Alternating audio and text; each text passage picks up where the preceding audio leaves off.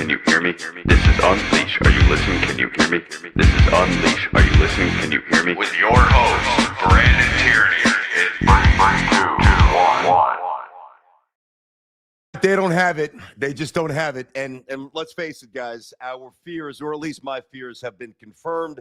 Knicks will win nothing this year. And I don't want to hear, and I'm sure you're already getting ready to text this, like, oh, remember what happened last year against the Celtics? It's a different matchup. It's a different energy. It is different. Then last night was disgraceful what the Knicks pulled. I mean, and by the way, I'm not doing the whole show on the Knicks because they don't deserve it. I got a little something for you on Jazz. I got a little something for you about a potential A.J. Brown trade, and not just pertaining to the locals, but let's all little football as well. So hopefully everybody's having a good Friday. It is a no rules Friday, which, well, I mean, there's really never any rules if you listen to the show. We do what we want, but it's really no rules today. Honestly, just a gutless performance by the Knicks. Atrocious, soft, unacceptable. Does anybody know what the Knicks' identity is? You know, raise your hand if you know. And back in the room, little Joey, what is the Knicks' identity? I don't know, Mr. Tierney. I'm not sure. Mike, what is the Knicks' identity? I don't know. I'm not really sure, Mr. Tierney. How about little Susie back there? You have a sense of what the Knicks' identity might be? I don't know, Mr. Tierney. I don't know either. Well, here's what I do know. They don't have one. That's what I know, all right? Last night I was so excited for this game. You know it. I mean, I did basically the entire show on last night's game because I thought it was that important. And there's just only a couple of games in the regular season that you got to get revved up for. And from a fan's perspective and from a team's perspective, you got to send a little message, all right? The Knicks had played the Pistons twice in Detroit. They lost by 38. They lost by 31. Their head coach the day before, which I appreciated Mike Brown saying, he embraced the gravity of the moment. Like he said, hey, this does mean a little bit more than some other games. We do need to show that we can punch back a bit. The Knicks were well rested. And don't tell me the Knicks were rusty because the Pistons had the same amount of time off as well. Now, I do know, I mean, they can't shoot worse. So I understand that the Knicks will, let's say they play the Pistons in the conference finals or round two, whatever it might be. I know the Knicks will have games where they absolutely shoot the basketball better, but there's something off with this team. Outside of a couple of spurts this year, they really haven't looked incredibly connected. And I want to get to this right away. J-Rod, get this up on the screen. Listen to what Karl Anthony Towns said after the game. I'm going to read this for you. Look at that graphic. My God, look at how fancy that is. My God, who came up with that? J-Rod production money. Listen, now this seems, all right, fairly benign, but it's not. And I'm going to read it. I'm going to tell you why it's a big problem, all right? Quote, our offense is our offense, and it's been the whole year. We have our system, and regardless of who's in the game or not, we're going to run the system that we have. It's Karl Anthony Towns. That's telling you that one of the star players has no respect for the head coach. That's what, loosely translated, that's what that means. Because Karl Anthony Towns looks like he'd rather be anywhere else but in the middle of, you know, this energy and the pressure and the expectations that the Knicks provide. I'm so tired of watching. He hits a foul shot. He does that little stupid thing with his hands. Like he's just, I'm done. I am beyond done with Karl Anthony Towns. And I'm going to, listen, this is what I've said for years now. And I'm going to say it again because it's more and more apparent that it's not going to change. He is slow, he is sloppy, and he is soft. And that will not change. He will not come back a different person. He will not come back with a better motor. He will not come back more assertive. Like this guy, and he's not the only one that's culpable here. I want to be fair. I mean, there's a lot of things and a lot of problems with this team. And just a quick little snapshot before I focus more on Towns, right? Because there is more to it. When you say what he said after the game, that's more of a macro issue. And that's incredibly problematic for the Knicks moving forward. But Jalen Brunson, we all love Jalen, right? Too ISO dominant. He's too ISO oriented. You don't win that way, number one. Number two, the wings, who everybody says, wow, the Knicks, 3-and-D guys. You got OG, you got Bridges, phenomenal defenders. Phenomenal defenders, my ass. There's a stat. I know he's just coming back with the foot injury, but there was a stat after the game, next generation stats, right?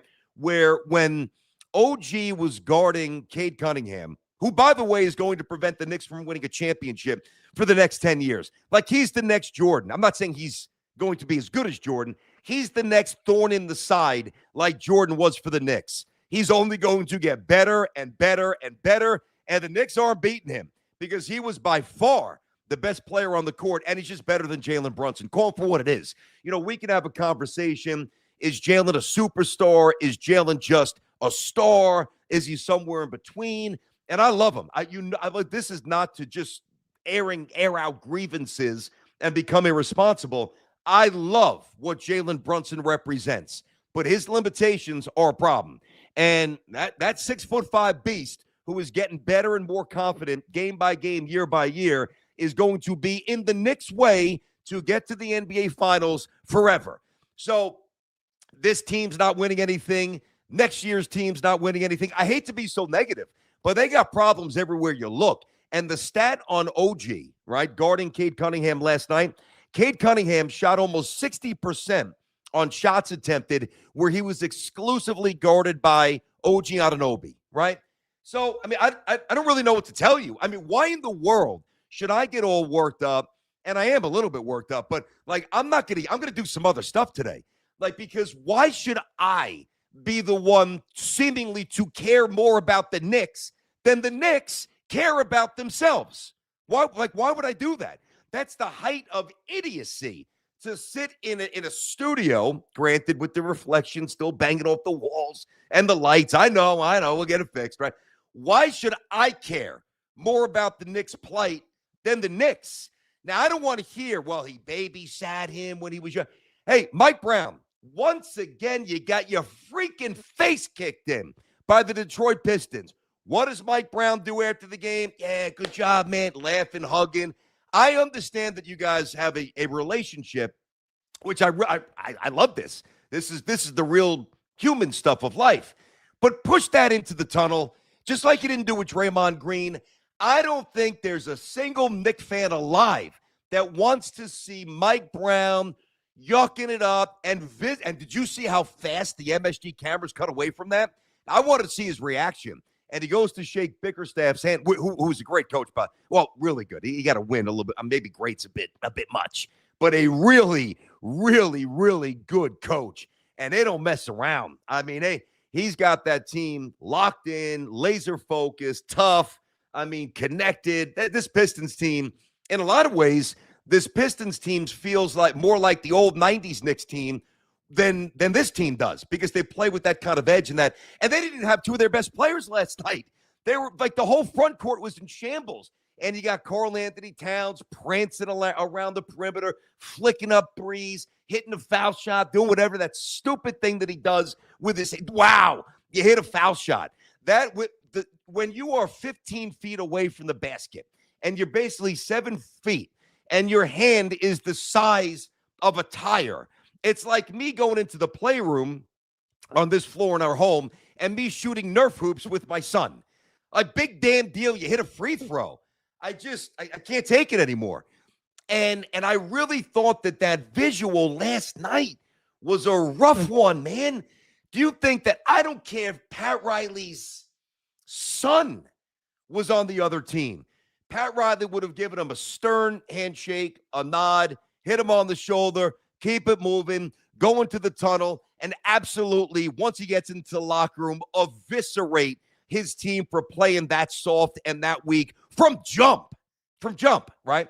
So that's Pat Riley. Same with Jeff Van Gundy, and to be fair, same with Tom Thibodeau. But this guy, I will say, when Sal said Mike Clown early on, I was like, wow. And I called him. I'm like, dude, we're going there early? That, like, already? And I thought, and I know how Sal is, so I know what he meant. But I'm like, dude, that's an early label. Come on, give the guy a week or so to figure things out, see what he's got. Sal may have been right, because only a clown is that accepting of an ass kicking of that magnitude again by the same basketball team. So, You lose by almost 40. You lose by 31. You have a couple of days to regenerate, get your act together. The head coach the day before says, yep, this game means something. You're at home. Everybody's talking about this. It's a national. I watched the local feed, as I said, but it's a national game. You got Blake Griffin and the Amazon crew talking about this, and that's what you come out and do? And I'm supposed to take you seriously? I'm not taking you seriously. Knicks are going nowhere. Season's over. It's done. And it's a wrap. They are soft. They are weak. They are mentally weak. Their coach is mentally weak. Their second star player is soft as tissue paper, and it's a wrap for the Knicks. Now listen, the way that I am, that doesn't mean that I'm not going to watch the next game and then follow the story. I do. I will never abandon the Knicks.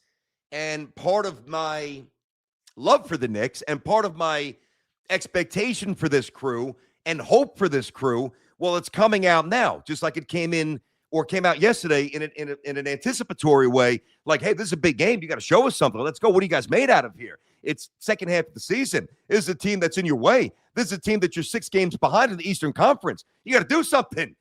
And by the way, even if the Knicks would have lost the game and they came out and they were energetic and they were protecting the rim and they were playing with force and playing with integrity, and they lost by 3, 4, 5, 6, even 8, 9 points, right? And they just shot as poorly as they shot, I don't think that I would have this reaction. Like, it's not just that they lost, it's how they lost again.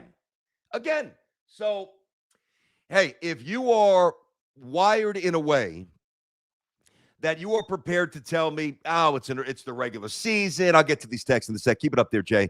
It doesn't really mean that much. Look what happened against Boston last year. Detroit is different than Boston. Boston's more finesse, all right? Tatum's a hell of a player. Jaylen Brown, hell of a player. They got guys that could shoot. They're a championship team. I've got great respect for the Celtics. I always have, right? And Tatum might even make it back this year. And even without him, they still have a better record than the Knicks. Like, that alone should tell you something. But the way the Celtics are built, it's different. It's different. Like that. What they always say, right? One of the old adages in sports is that speed never takes a day off. So if you're a baseball player, I'm just going to use baseball for a moment. And I'm looking forward to getting to the Jazz stuff. He said some wild. The Jazz is a trip, man. I'm going to dissect what he said about going 50-50. So if you're a baseball player and you go 0 for 4 and you can't run and you're an average to a slightly below average defender, right? Well, you're really going to have no impact on the game. 0. But if you go 0 for 4 and you can run, okay, and you're a plus defender, you could still bring something to the table when your skills are shut down by somebody 60 feet, 6 inches away who's also very good at their job. Like, the failure rate in baseball obviously is much higher in basketball, so it's not an apples to apples comparison. But the point is, I'm going to take speed in baseball and I'm going to use toughness and, like the proper principles, like rooted in the defensive principles and all those other things that those old Knicks used to have, right? And even under Tom Thibodeau did have as well.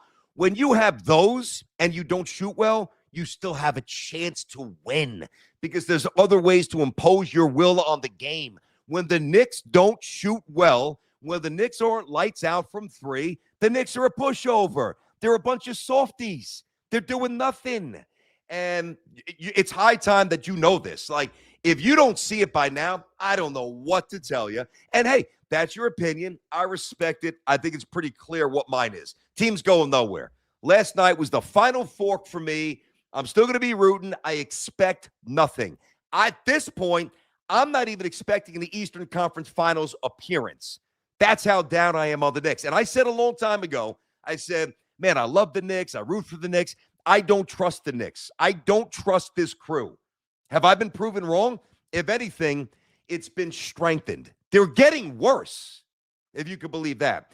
Yeah, Brown 100% leaving stuff in his pocket against the Pistons. What? All right, so the first text is an excuse. So you think that he's that good. All right, let me get this straight. Omar, I know you text a lot. Love you, man. But I think you're wildly off base here. So you're telling me that Mike Brown is purposely not showing all of his cards so that when he does play the Pistons, he'll have an advantage.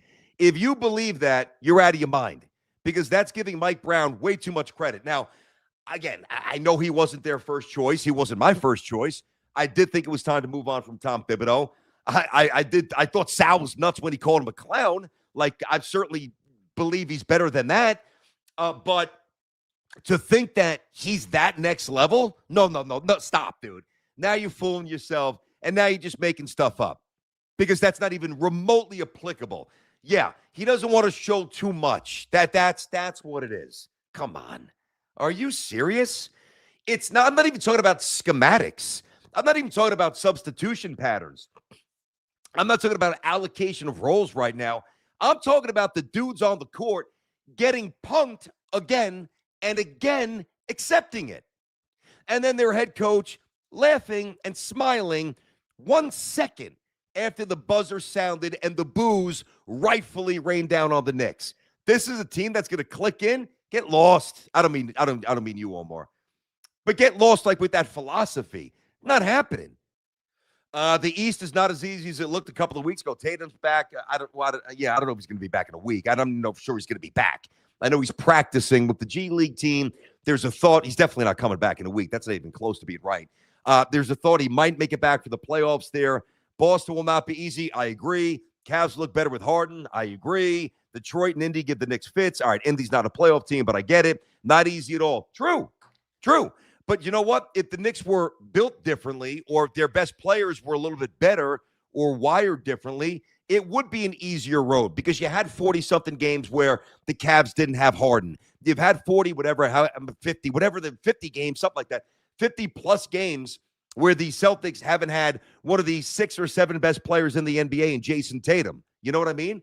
So even before last night, because I went through the stand, I said yesterday that I think that there's a better chance that the Knicks are the 4 seed than they are the 2 seed. Forget about the 1 seed. That's a wrap. Now they're back 7. They were half a game behind the Celtics going into last night's game. Obviously, the Knicks were 3rd, Cavaliers were 4, and the Cavs were a game behind the Knicks. And the Cavs are coming, and the Knicks are bleeding out a little bit here. And I don't see this. Listen, I know Sohan's going to get more of a role, and he'll bring some energy, and I'm not going to bail on Alvarado. I love the kid. I'm not talking about those ancillary pieces. The primary problem with the Knicks is that their superstar, who we all love, we cherish Jalen Brunson. He is ISO, ball dominant. His defensive prowess is a 0. So every team goes right at him, which makes everybody else vulnerable because you're always scurrying out of position or scurrying to get in position and ultimately caught out of position trying to make up for what Brunson doesn't bring to the table defensively. And then when that happens, you get the 7-foot slug, Karl Anthony Towns, the snail, trying to retreat and move, and he can't. And I say snail because last night, I tell you, my son can't stand Karl Anthony Towns. And it's not personal, but he just can't stand watching him. And I know he hears daddy, and when he doesn't rotate over, weak side, whatever, when he doesn't finish at the rim, when he double pumps, when he skips up and down the court, like he just doesn't project any, like, he's just not a legitimate star. He's not. And I know the numbers are there, and I know back-to-back conference finals appearances. That's what everybody's hitting me up with last night. Oh, why do you always bag on Cat? He was in the finals last year. Knicks wouldn't have beat the Pistons without him. I agree with that.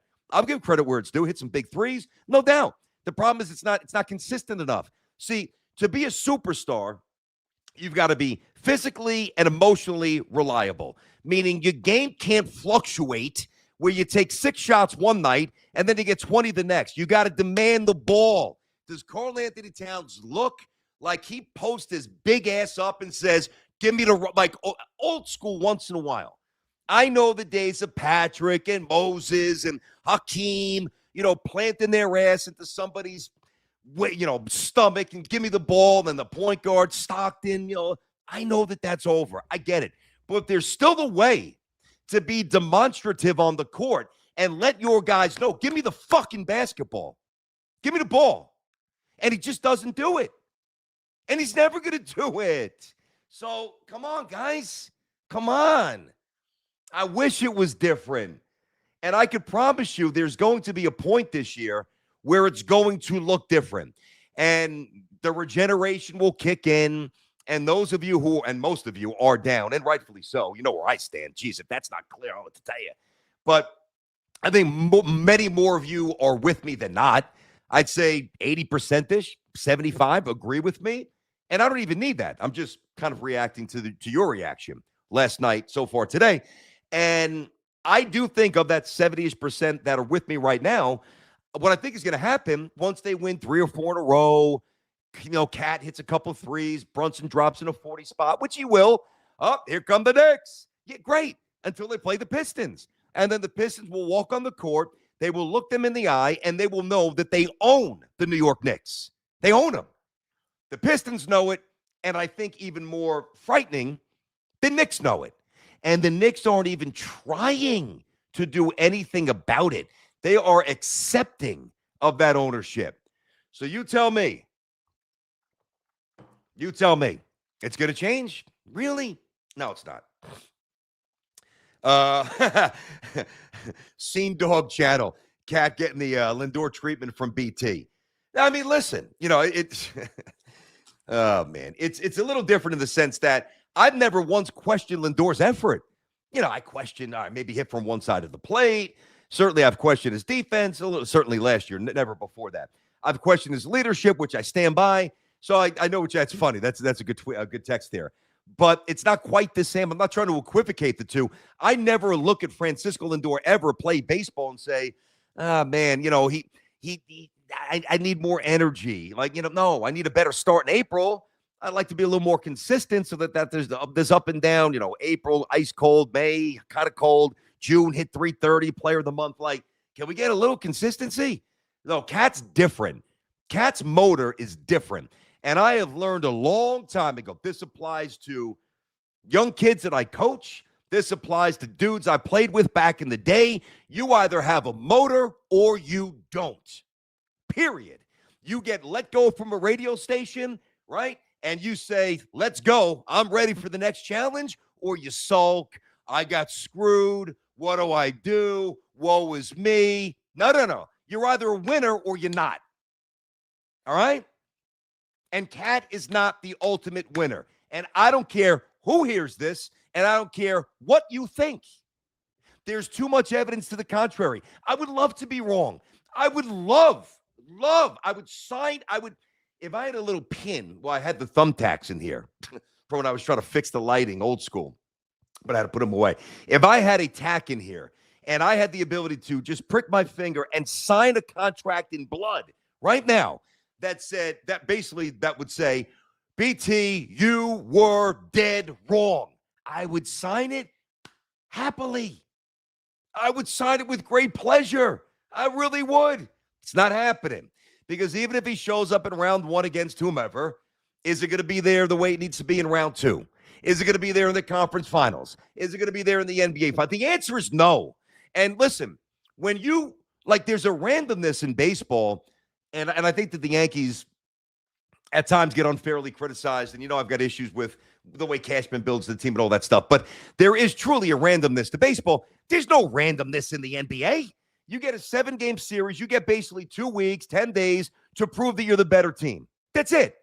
And you can have one dud. Ewing had duds. Even Jordan had a couple of bad games. Every great player, Magic, Kareem, Bird, McHale, Isaiah, anybody from that, Karl Malone, Stockton, Gary Payton, and you could have a bad game. You can have a bad moment for sure. You can't have a bad week. You can't have multiple games in succession where you're just not doing your job because the Knicks are way too dependent. They're depending on him too much. And I'm not saying it's even all Karl Anthony Towns' fault, but to me, he is the biggest problem with the team. And I've said this for a while. He's soft. He is. J-Rod, what's going on, brother? How you feeling today, Jay? Good. Good morning, bro. Good. Well, you got to lower yourself. I don't like the appearance of you being the king and me being man. The you got to get out the high chair, bro. You gotta get a higher seat. I got to do a little Phil Jackson here, J-Rod. I got to get the Phil chair. I'm trying to think of what I can. It's all good. I'm just messing with you. I got to figure out my. I can crush myself. That's a little bit. How tall are you, by the way? I'm 5'8". Yeah, I'm 6'2". He's 5'8". He's looking like Andre the Giant, and I'm looking like one of the British Bulldogs. Come on. Oh, my God. Good morning. Night, I mean, good morning, absolute brutal game, man. Disgraceful. And yeah, I mean, I was questioning. I don't know if someone, in the comments, if anyone's got an answer for this, but is Shea still eligible for MVP, or how close is he to ineligibility? Because if so, and I know Jokic is already out of the running, and I don't know, I've heard a case made for Luka just because of the numbers, but I don't think a player playing for this Lakers team should win MVP I agree. whatsoever. I agree with you on that. Because it's just like, I don't know, it's a sorry team. So I would say Cade Cunningham. If Shea is out the race, Cade must be the front runner for MVP right now. I mean, he's phenomenal, man. He's so good. I don't disagree with that assertion, by the way. We were talking about this a little bit before the show. I don't know exactly if he's eligible. I would surmise that he's going to get to the 65, I think. Yeah, I think he will. But we can crunch the numbers in a minute. Here's all you need to know about Cade Cunningham, right? The day before he came out, he was talking about the Olympic team. I don't know if you caught this quote, right? He was talking about the Olympic team, and he said, "I'm the best American player." I mean, when you and I love that he said that. The fact that he said that the day before he was playing Jalen Brunson, who's also a pretty damn good American player, in Jalen Brunson's crib, tells you that he looks at Jalen Brunson and the Knicks, and by the way, by extension, everybody else, but specific to last night, as a JV unit. He's not even remotely concerned with it. And then he goes out and he flushes 42 down, and he has his guard moment. I mean, he's going to be the impediment and the obstacle and the roadblock to the Knicks and their championship pursuit, no matter what the next iteration is of the Knicks, even if it's Giannis over the summer, whatever it might be. Cade Cunningham is going to be in their way for a minute. It's just starting. It sucks. Yeah. I mean, as long as my thing is, as long as the Pistons can kind of keep it consistent, keep building around this young core. Yeah, you're absolutely right. Yeah, I wish I was wrong, man.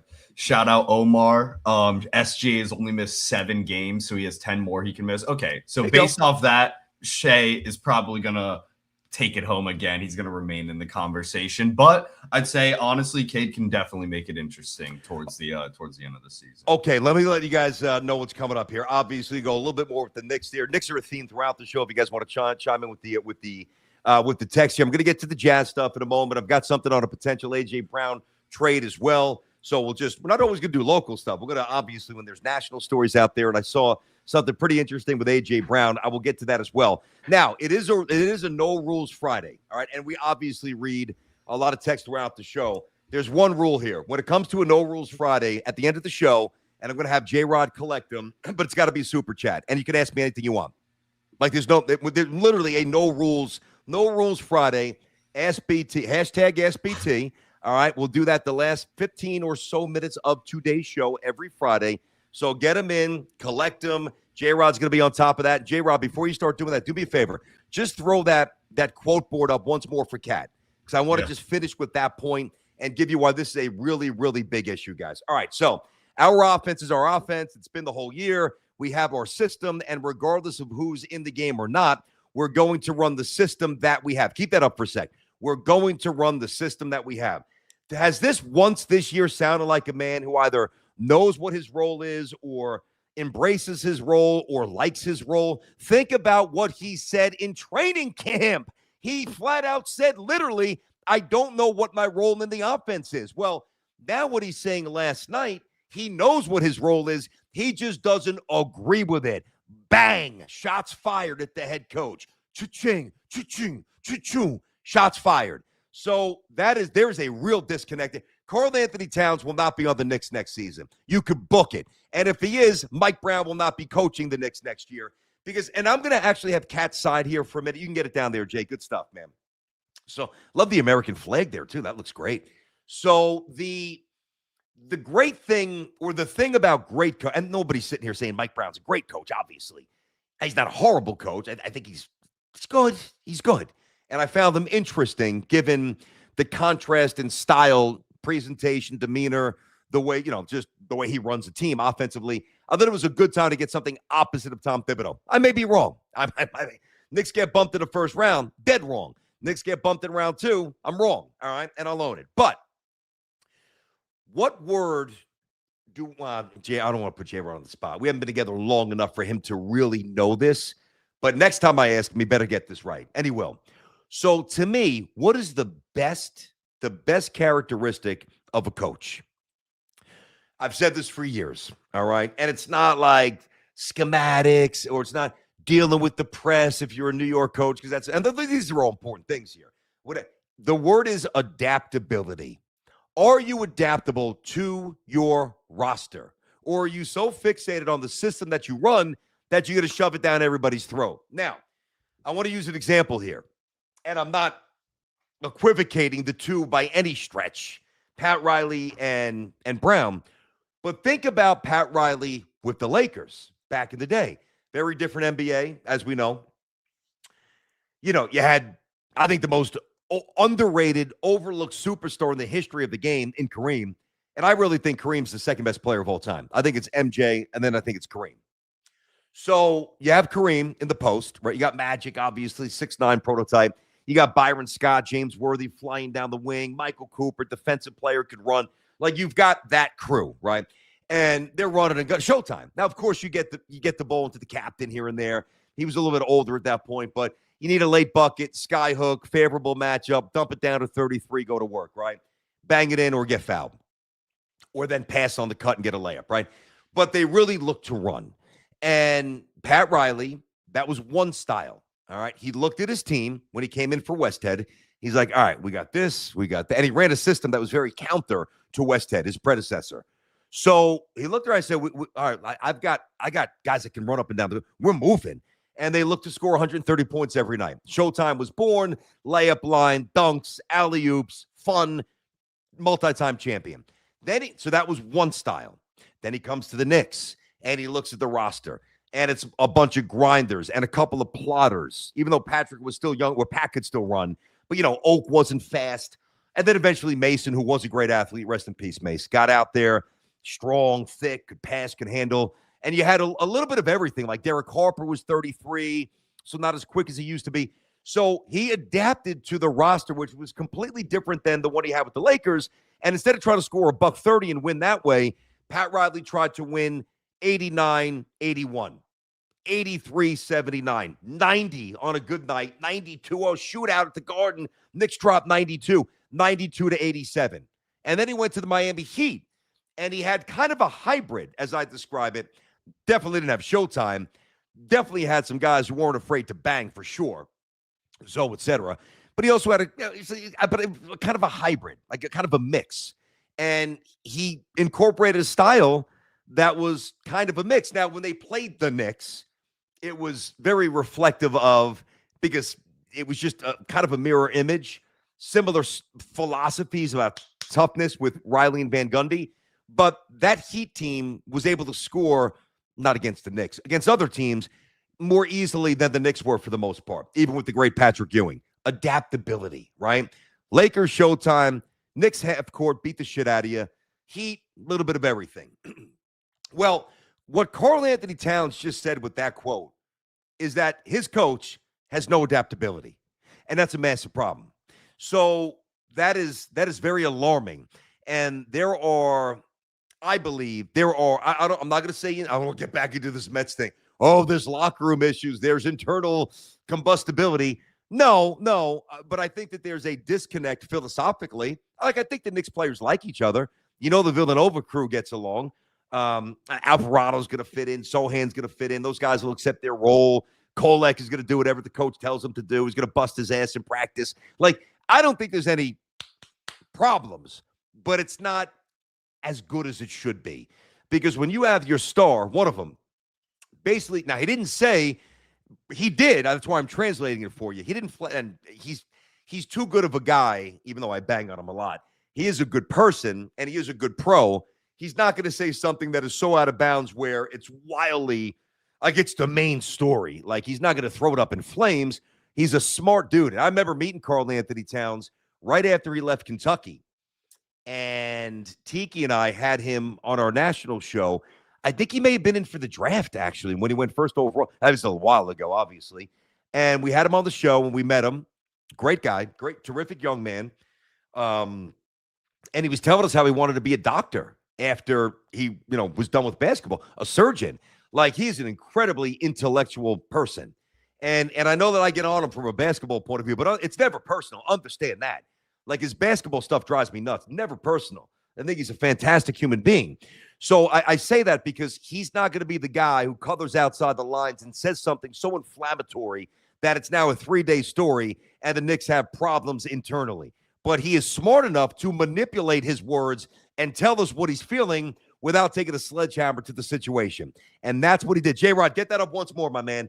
That's what he did post-game. It was measured, it was calculated, but it was clear. Regardless of who's in the game or not, we're going to run the system that we have.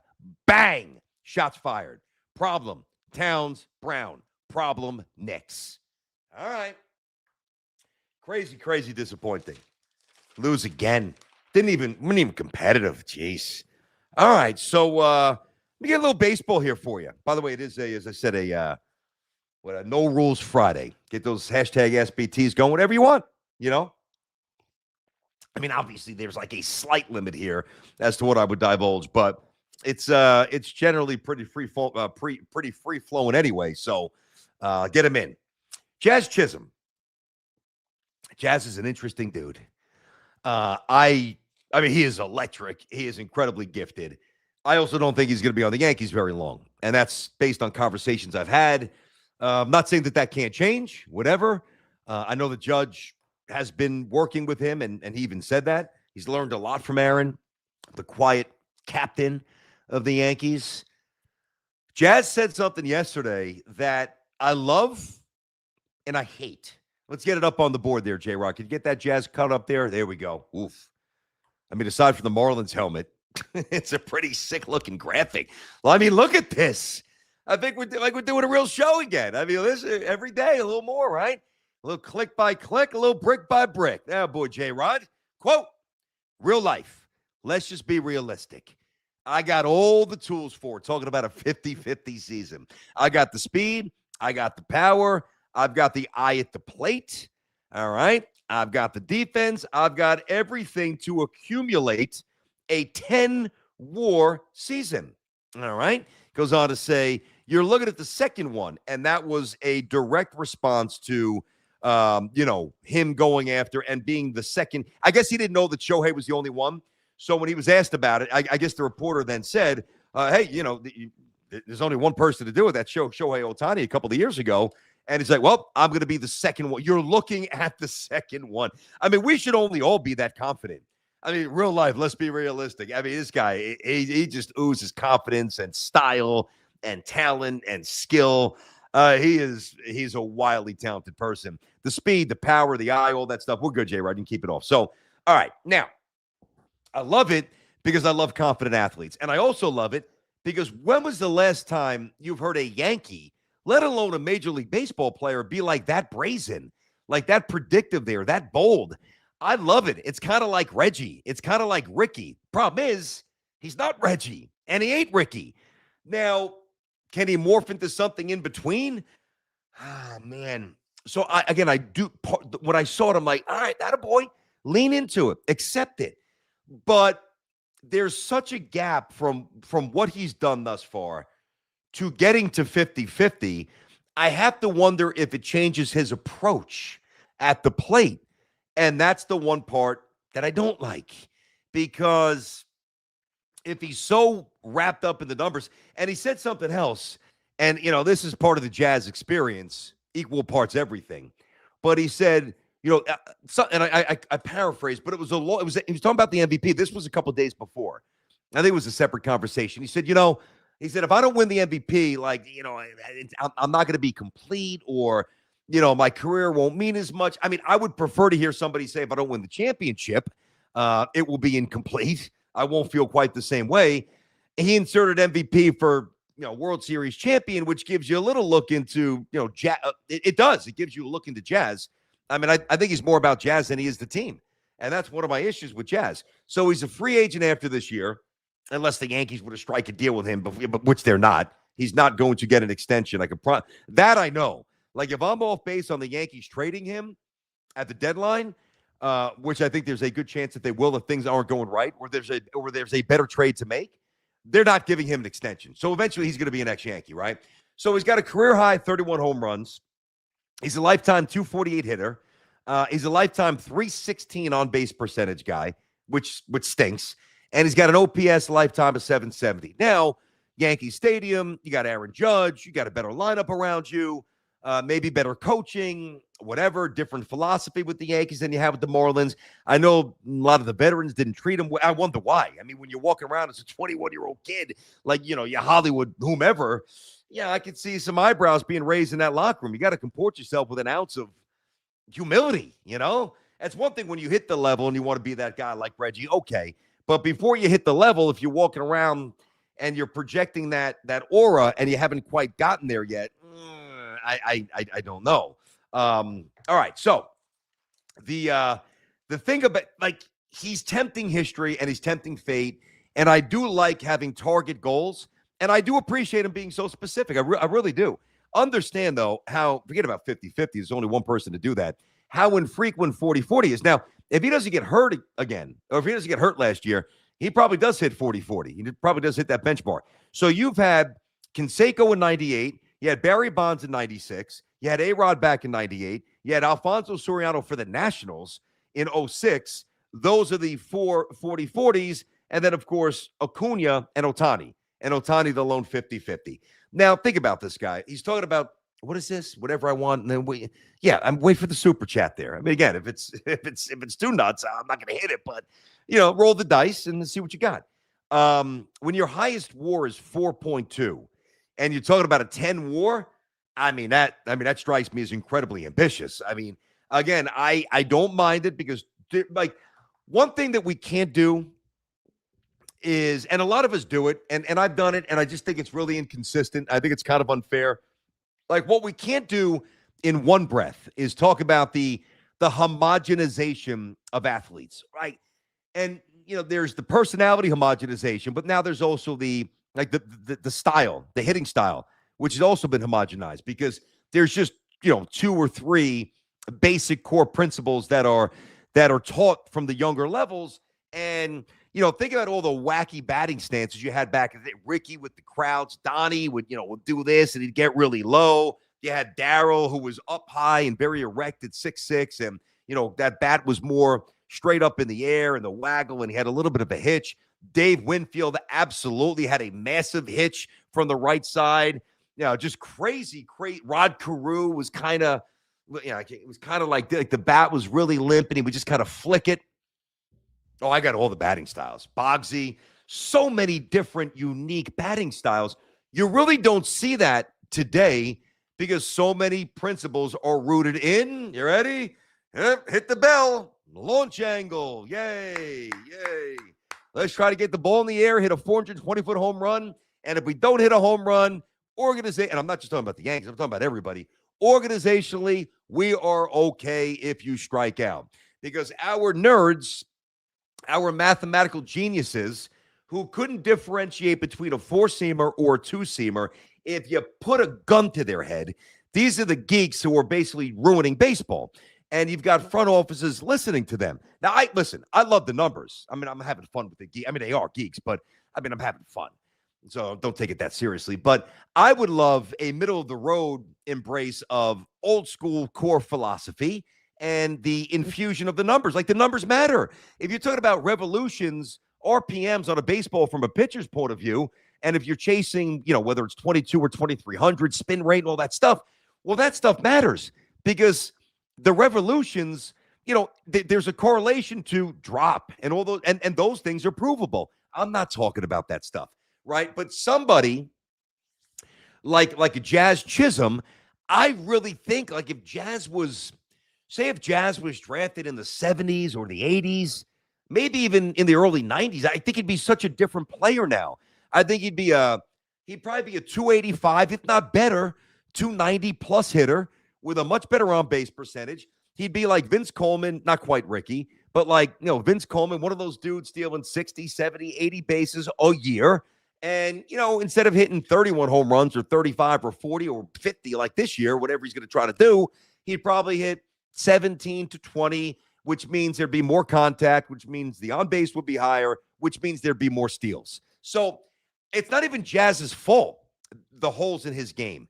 It's because he's been allowed to play this way. And I would say, in a lot of ways, he's been guided to play this way. And I also don't begrudge players for chasing the numbers, because what's going to get you paid? Look at Luis Arias. I mean, the guy hits, it's tailed off a bit, 320, 330, 340 with his eyes shut. Nobody wants him. Why? Because he doesn't run, he doesn't have a position, doesn't have any power, OPS, below 800, so there's no value for him. If Arias was coming up with Gwynn and Carew and Boggs, he'd be a 9-time All-Star, because he'd be hitting 335, 340 every year, and he wouldn't be penalized contractually and perceptually for having nominal power and being a low OPS guy. Anyway, just a little side story. The point is, what we can't do, what we really have to guard against is there's been, I don't know when it started. I think that an easy point of inflection, and this is not necessarily mine, so don't get all worked up. I think a lot of the polarization of societal takes within sport started with Colin Kaepernick, right?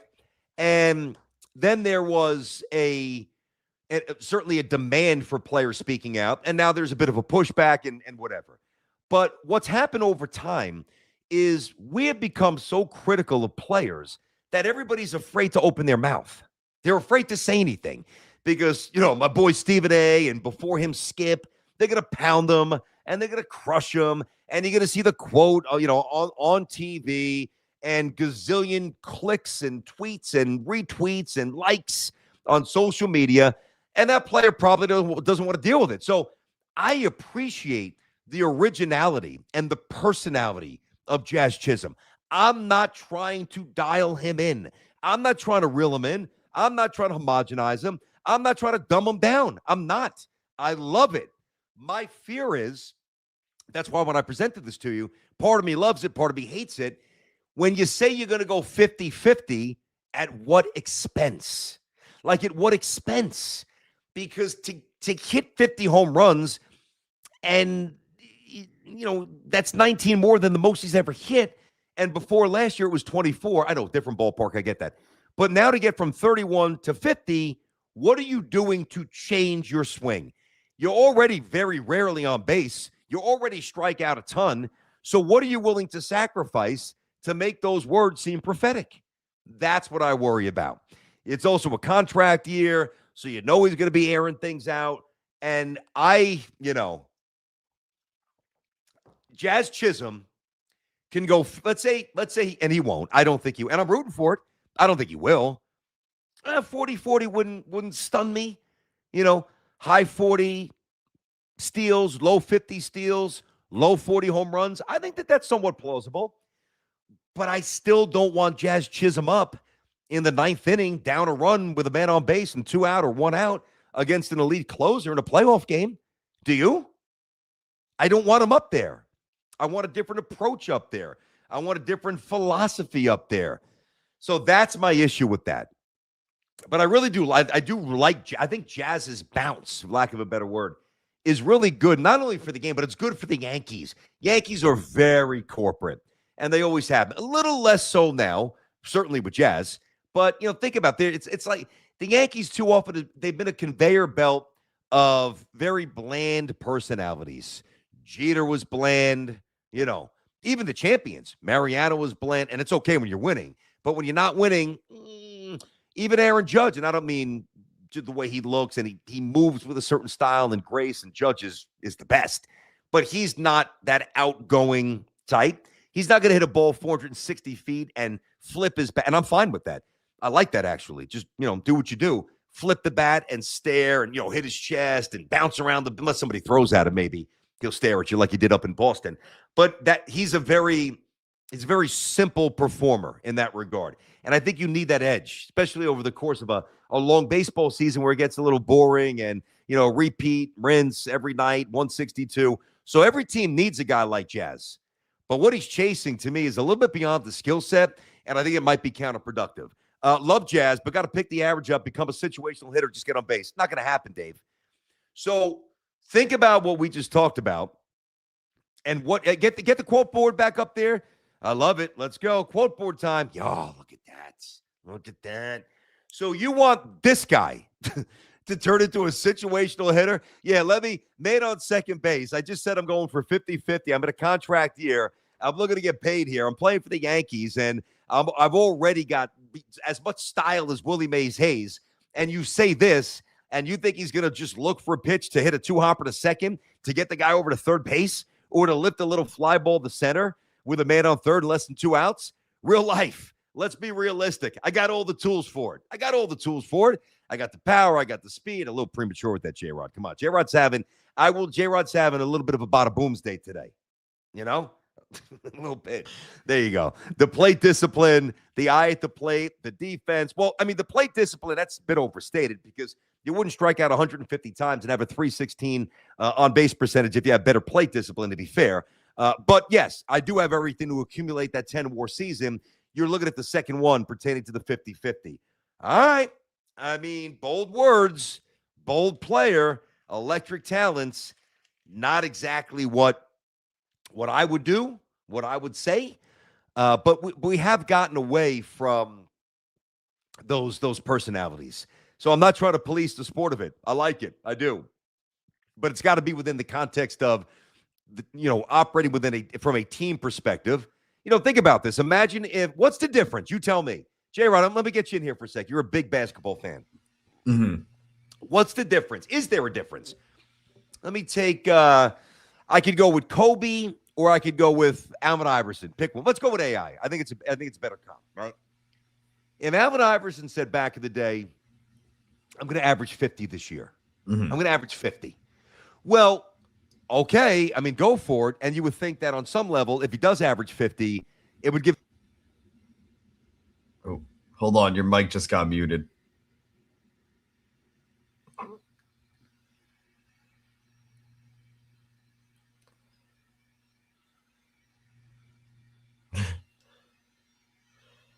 Well, what I would say to that, though, is listen, if Allen Iverson were to say he was going to drop 50 in a season, or at least per game for a season, I don't think I'd really believe it.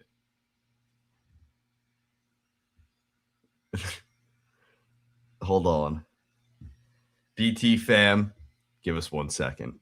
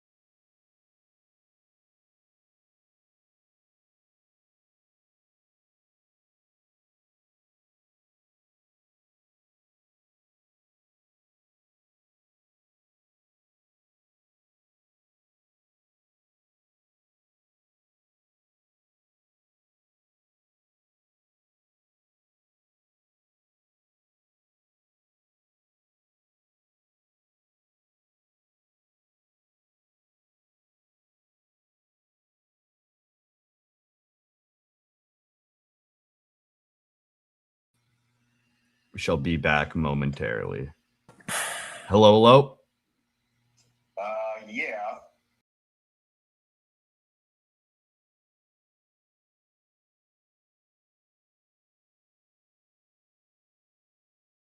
Test 1, 2. Bang, bang. We're good. All right, we back. We're back. We're What an back. absolute pain. I cannot tell you how much that pisses me off, man. No, it's All crazy. I didn't even do anything. I know. I mean, I don't know what the service is doing. Just jacking your mic from you mid AI Kobe discussion. But come on, they should know better. Yeah. All right. All right. We're back up in I got you. AI Thank Kobe, you. 50 points. I got it. Thanks, Jay. I mean, I guess that stuff's going to happen once in a while, whatever. All right, so AI says, I'm going to go for 50 before the start of the season. I'm going to try to average 50. Don't you think more so than a positive impact, that would be detrimental on the rest of his teammates and really ultimately Easily. Yeah, so when you're hunting 50 points, how many shots are you taking? How many bad shots are you taking? What's your percentage? How many open looks are you bypassing? And again, I know it's not apples to apples, but when Jazz says, hey, 50-50, I'm not worried about stolen bases because that's different. But when you are chasing 50 and you're not a natural 35 or 40 like Pete Alonso or obviously Judge more so like that kind of guy, now to me you're trying to do something that's a little unnatural and not, at least thus far in your career, 7 or 8 years in, whatever it is, a part of your natural skill set. So I think it would be more detrimental to Jazz's ultimate numbers, which I think would be more detrimental to the Yankees in totality in terms of situational stuff. So I don't know. I like it. I like the personality. I am a Jazz fan. I know it doesn't always seem like I'm a big Jazz Chisolm fan, but I'm just telling you what I've heard from the Yankees. They like him. They don't really trust him. And I've talked to Alex about this. Alex Rodriguez, like he's got the same opinion. And I remember him saying, like, can you really trust Jazz? Can you really trust him at a big moment? And there were a couple of times during the playoffs where I'm watching the Yankees and he has a bonehead play there, whether it's on the bases or in the field. And I swear to hand to Bible, I'm going to do my right hand to Bible. 5 seconds later, Alex texts me. He's like, you see what I mean? And that's part of the problem with Jazz Chisolm. So anyway, that's that. We got the Knicks stuff. Let me get a little football here. All right.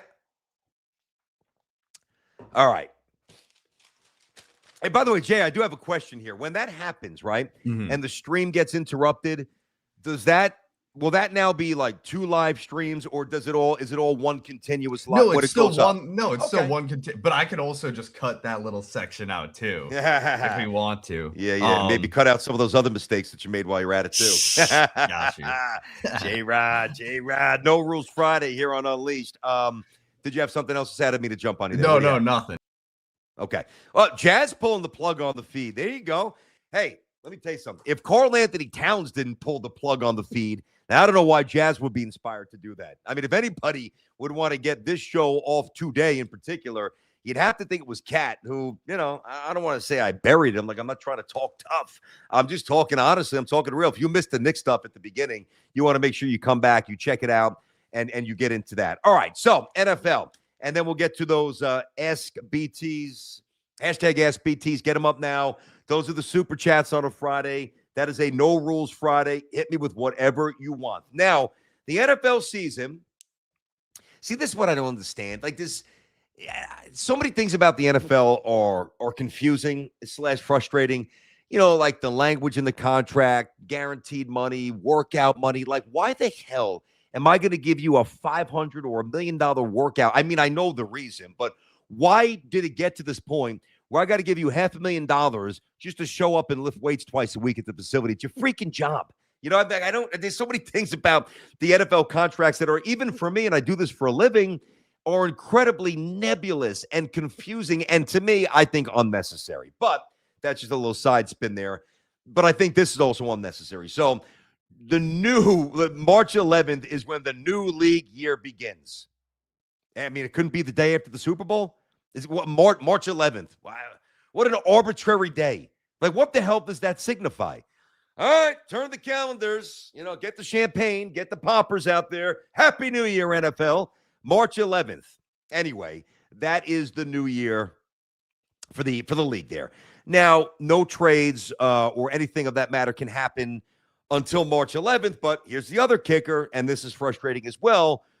You can actually negotiate, and as we know, because it happens in free agency all the time, you can negotiate and you can execute and exercise moves. You can agree to trades in principle and all that stuff. You just can't do it until March 11th. Like, I've always found it. Remember when Rex Ryan was at Bart Scott's doorstep or in his driveway at like 12 or 12:01 when the clock turned to the free agency, when you could officially court. And then, like free agency starts. Oh, so-and-so agrees to a 4-year deal, $37 million guaranteed. Well, wow. I mean, that's a speed negotiation. You did that in 3 minutes. That's pretty serious stuff. You must have some So great legal team. So many things about the NFL are unnecessary, but it's the NFL and we love it, even with some of the warts, and we consume it. And I can't wait. I cannot wait for this NFL offseason. I just can't. I think the draft is incredibly intriguing. I'm not just talking about the Jets and the Giants. Like when we do this stuff, we're talking everybody. So you do not have to be a local fan to watch this show. It's going to be A to Z, all encompassing. Got a lot of draft show items and coverage, things I can't divulge yet. Contracts aren't signed, but things that will be coming to Unleash that you are going to absolutely flip over.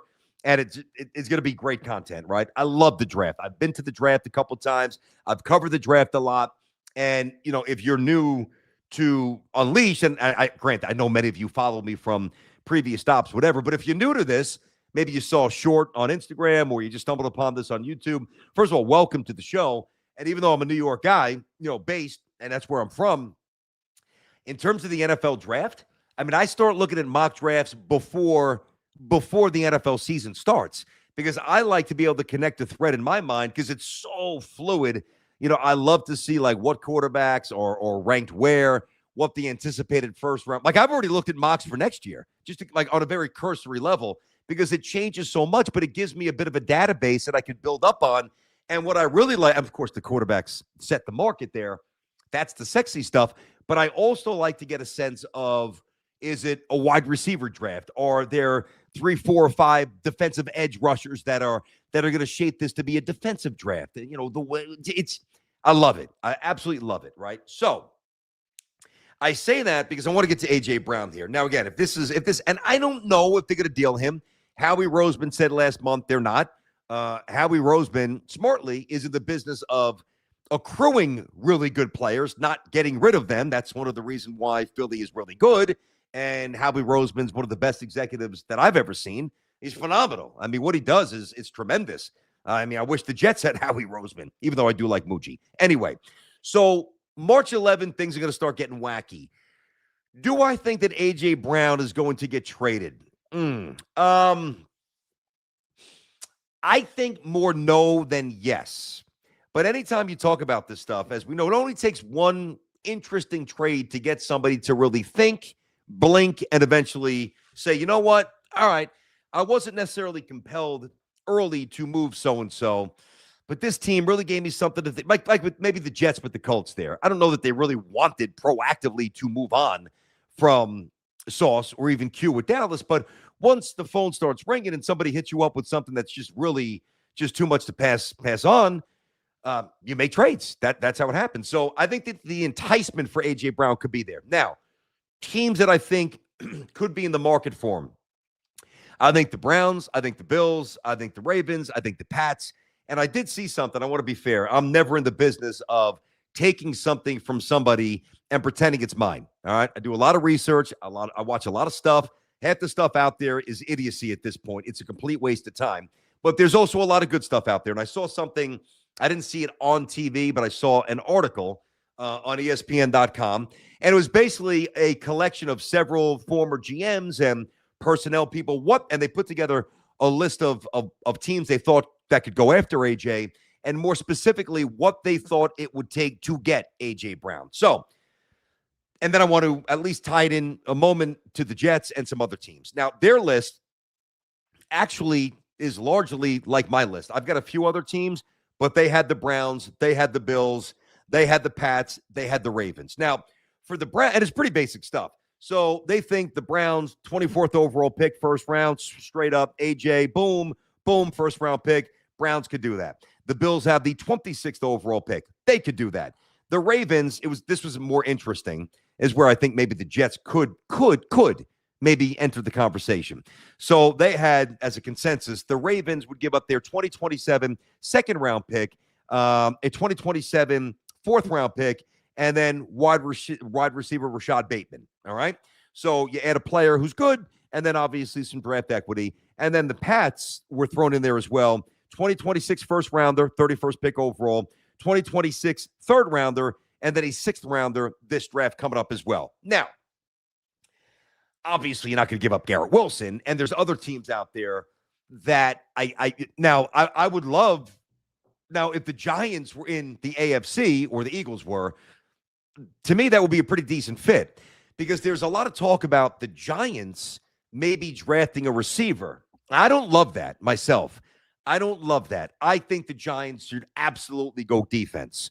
I know that Neighbors isn't going to be Neighbors out of the chute. I get that, but I'm not drafting, especially with the fifth over. Now, you want to trade down and you want to get some more assets. I'm a little bit more amenable to that. I am not, and I know there's good receivers. There's a few out there, very good.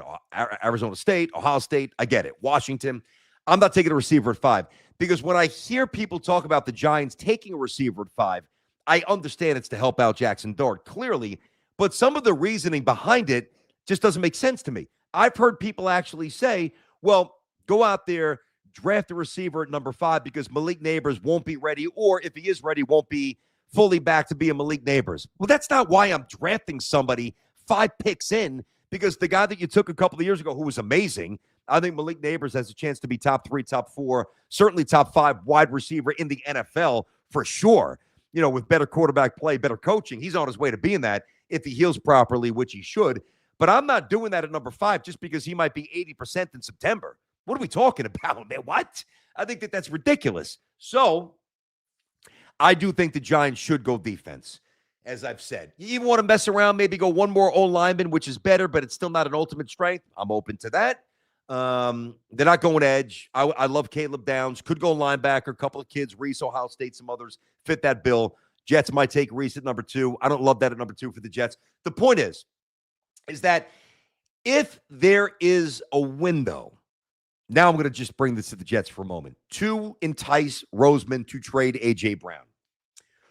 Well, one of the reasons why I love it, and let me be clear, this is not like, well, let's get Aaron Rodgers, right? And then let's get Devontae Adams and let's try to microwave a Super Bowl team. Nope. I am remaining consistent with my philosophy here. Build it from the ground up. Excuse me. Build it the right way. Use all that draft equity that you have to plug all the holes that you have to fill. However, because you have so many draft picks and such draft capital here, I think that I really want to see the Jets go defense at number 2 and at number 16.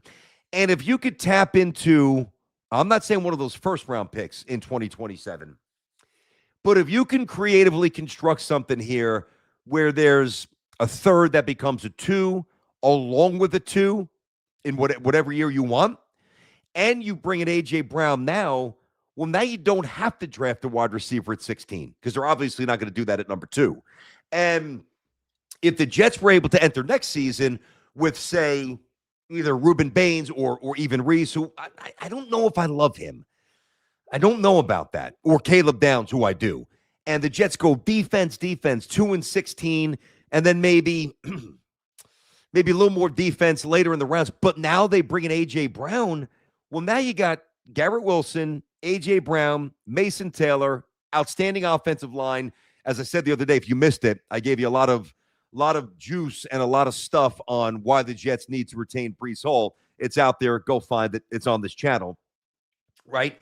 Now you got a pretty interesting offense. Now, who's playing quarterback? Well, I mean, that's the big question. But O-line, Garrett Wilson, A.J. Brown, Mason Taylor, Ruckert as a blocking tight end, phenomenal run game, run scheme with Frank Reich, and obviously Breece Hall. And you've got some running backs coming back from injury, so you've got some depth there, obviously, with Allen. I think it's a team that is going to be pretty interesting, but not with the thought, guys. I'm not trying to speed this up, and I'm not trying to take shortcuts. And by the way, if you tell me Jets are nowhere near ready to even think about bringing in A.J. Brown, or, well, if you thought he had problems with his quarterback, Jalen Hurts in Philly, what the hell do you think is going to happen with the Jets quarterback situation? I got you. I think that that's fair. I really do. So I'm not going to push this down anybody's throat, but I would like to at least see Darren Muji be, and he strikes me as somebody who's going to be open-minded here about the possibility of doing this. Now, I think there's other teams. We mentioned the Browns, like the Bills are at a point now, they got to microwave it. They got to do everything that they could possibly do to give Josh Allen a real chance to win a Super Bowl. Now, Josh Allen's got to play a whole hell of a lot better in his next playoff games than he did this year. He was awful. Now, I'm a massive Josh Allen fan. He actually might be my favorite player in the NFL. He really might be. That's how much I just respect everything about him. He's a gamer, low maintenance, puts his pads down, great stats, never complains, points the thumb. Like, that's what you want. Big, strong, fast, durable, rocket for an arm. Who doesn't want that guy? I really think he's my favorite NFL player. Ironically, he's in the same division as my team, but the Bills the Ravens need to start doing stuff to give Lamar a chance to win. I think that's certainly the Chiefs. Now, there's a thought about maybe reuniting Tyreek Hill. This goes into the question. Tim Thomas, 0580. Yeah, Tim, the Fugazi. Every time I see Tim, I just can't help but thinking Tim Thomas, the Fugazi, the whole Fugazi thing with the Knicks. Anyway, what are your thoughts on the Jets? Look at the Tyreek Hill pass. Not interested. No, thank you. Nope. I mean, I would amend that slightly and say he wants to come in on, a 1 year, prove it deal. But why would he when he's not going to put up explosive stat? The only way you do that is if you haven't won a championship yet, he has, or if you have something to prove and it's a perfect situation where those stats are going to pop. You come to the Jets, there's a good chance Tyreek Hill finishes with 59 catches, 726 yards, and 3 touchdowns. And if he signs that 1 year make good deal, he did nothing to bolster his earning power down the road where he's got maybe one more payday. I think he's going back to Kansas City. There's other contenders for sure. I mean, you want to tell me, really anybody. If you think about any good team that has a stable infrastructure, yeah, you look at somebody like Tyreek Hill, not interested in him for the Jets. See, to me, A.J. Brown, like Tyreek Hill's a one-trick pony. Let's run a go route, just take the top off and beat everybody. A.J. Brown does a whole lot more. Better blocker, better in, tight little quarters, grind it out, move the sticks, just different than Tyreek Hill. That's why I'd be much more, open to that for the Jets. But, what contender couldn't use A.J. Brown or Tyreek Hill? You'd have to think the list is through the roof. And while I don't think, as of this moment, I really don't think that Howie Roseman and the Eagles are predisposed to trade him. Like, I believe when he said last January, nope, we're not looking to get rid of him. He's an Eagle. We want him, blah, blah, blah. I believe that. But again, something tempting comes across your desk there, something enticing, and it's just, oof. And I mean reckless, because I don't want the Jets or anybody else to do that either. You have to consider it. And so I wouldn't rule it out. I really wouldn't. But it's almost draft time here. J-Rod, you excited? Do you like the NFL draft? Let's talk to the Unleashed fan here. Yeah, I know you're a big NBA guy. You always like fun, always fun. Let me see. I remember a couple years ago, they bust out the boats. They brought the boats out for the NFL draft. The dude hopped off the boat, went onto the stage. Yeah, always fun, interesting. See who's gonna, make the teams change it around for them. See for the Jets who could potentially be. What are they? They're doing a quarterback. I mean, they must, right? I don't think they're doing a quarterback in the first round. They're definitely not doing it too because Mendoza's going to be gone.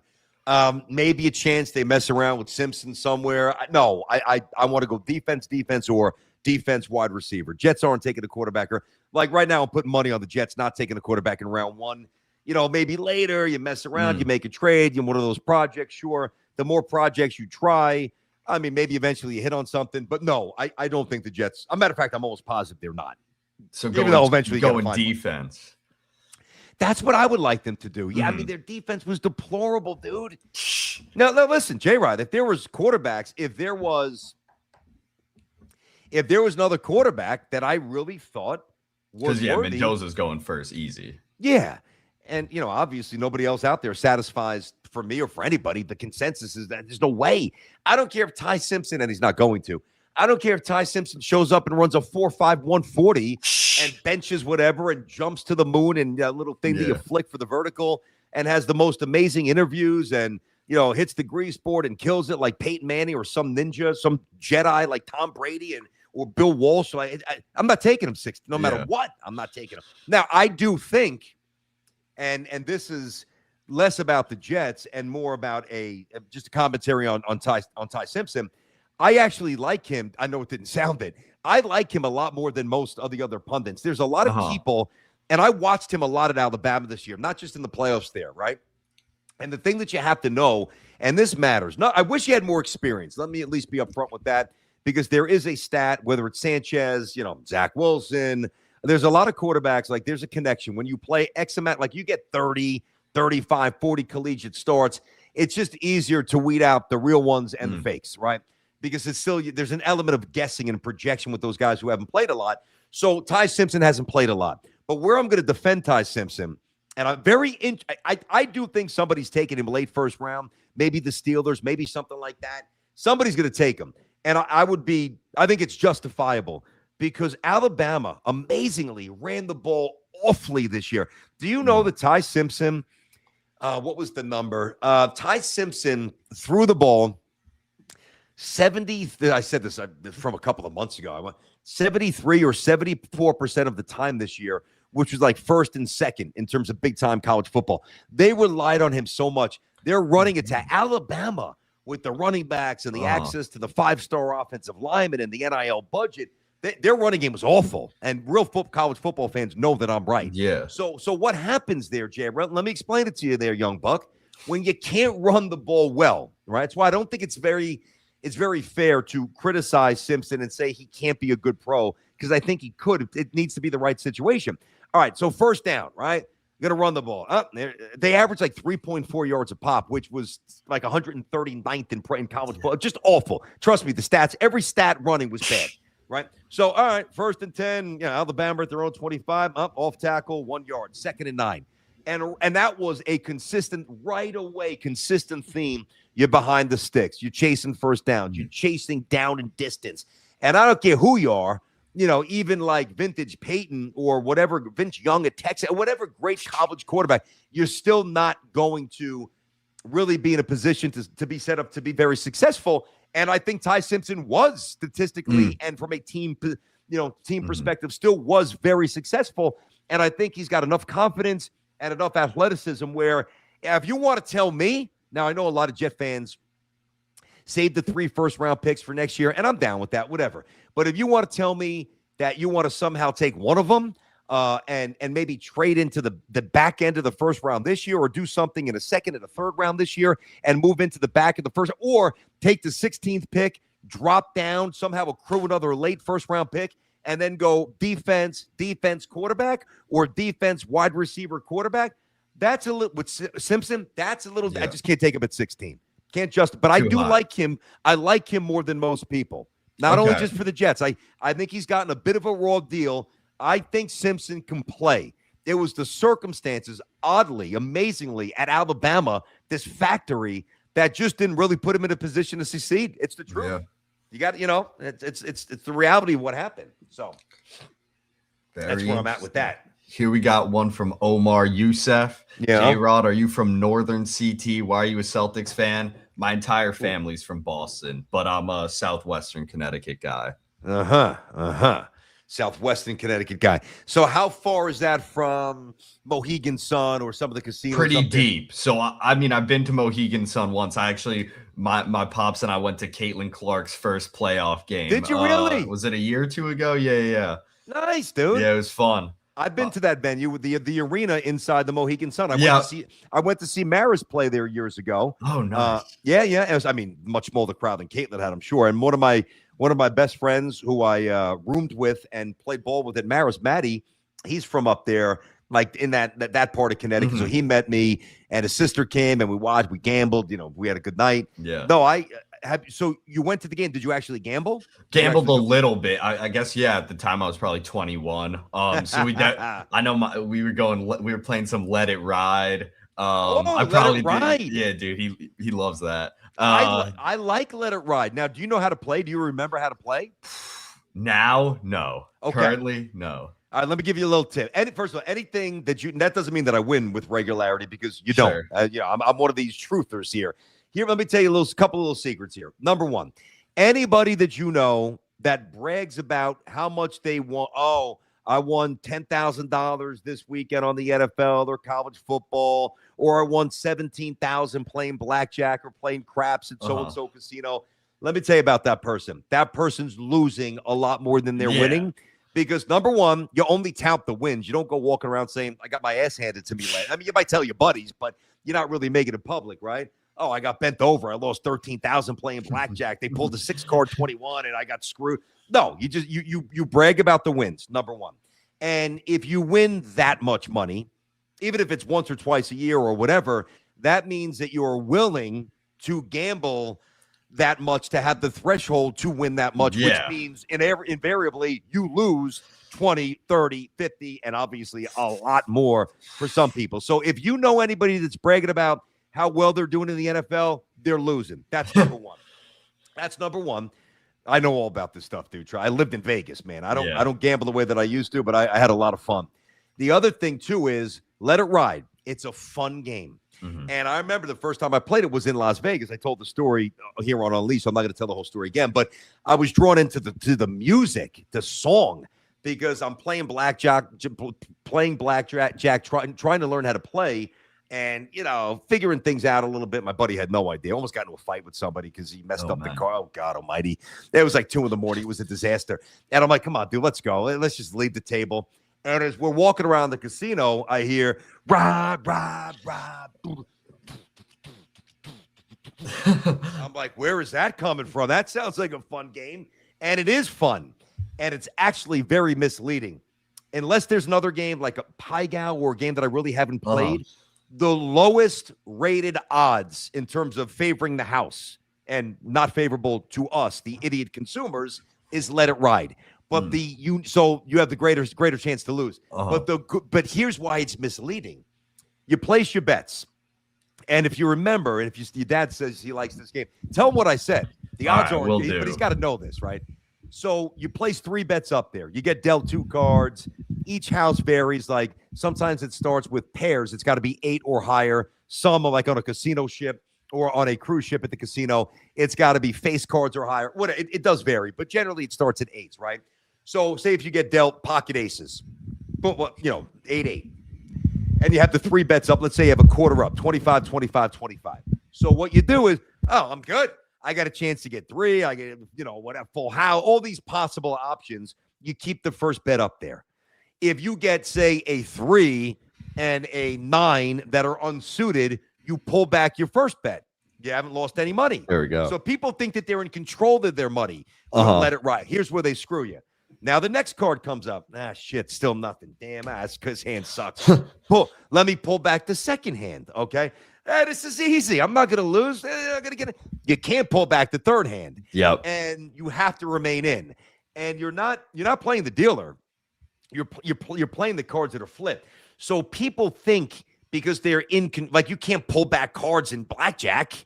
You could say I don't want to take a hit, but you can't literally say I'm taking my money back. You can, except and let the it last ride. time, and Wow. except the last time. All right, good to know. Good tips. I got them all, dude. Need that. You want to laugh, Jay? You want to laugh? Yeah, give I'm it to gonna me. laugh.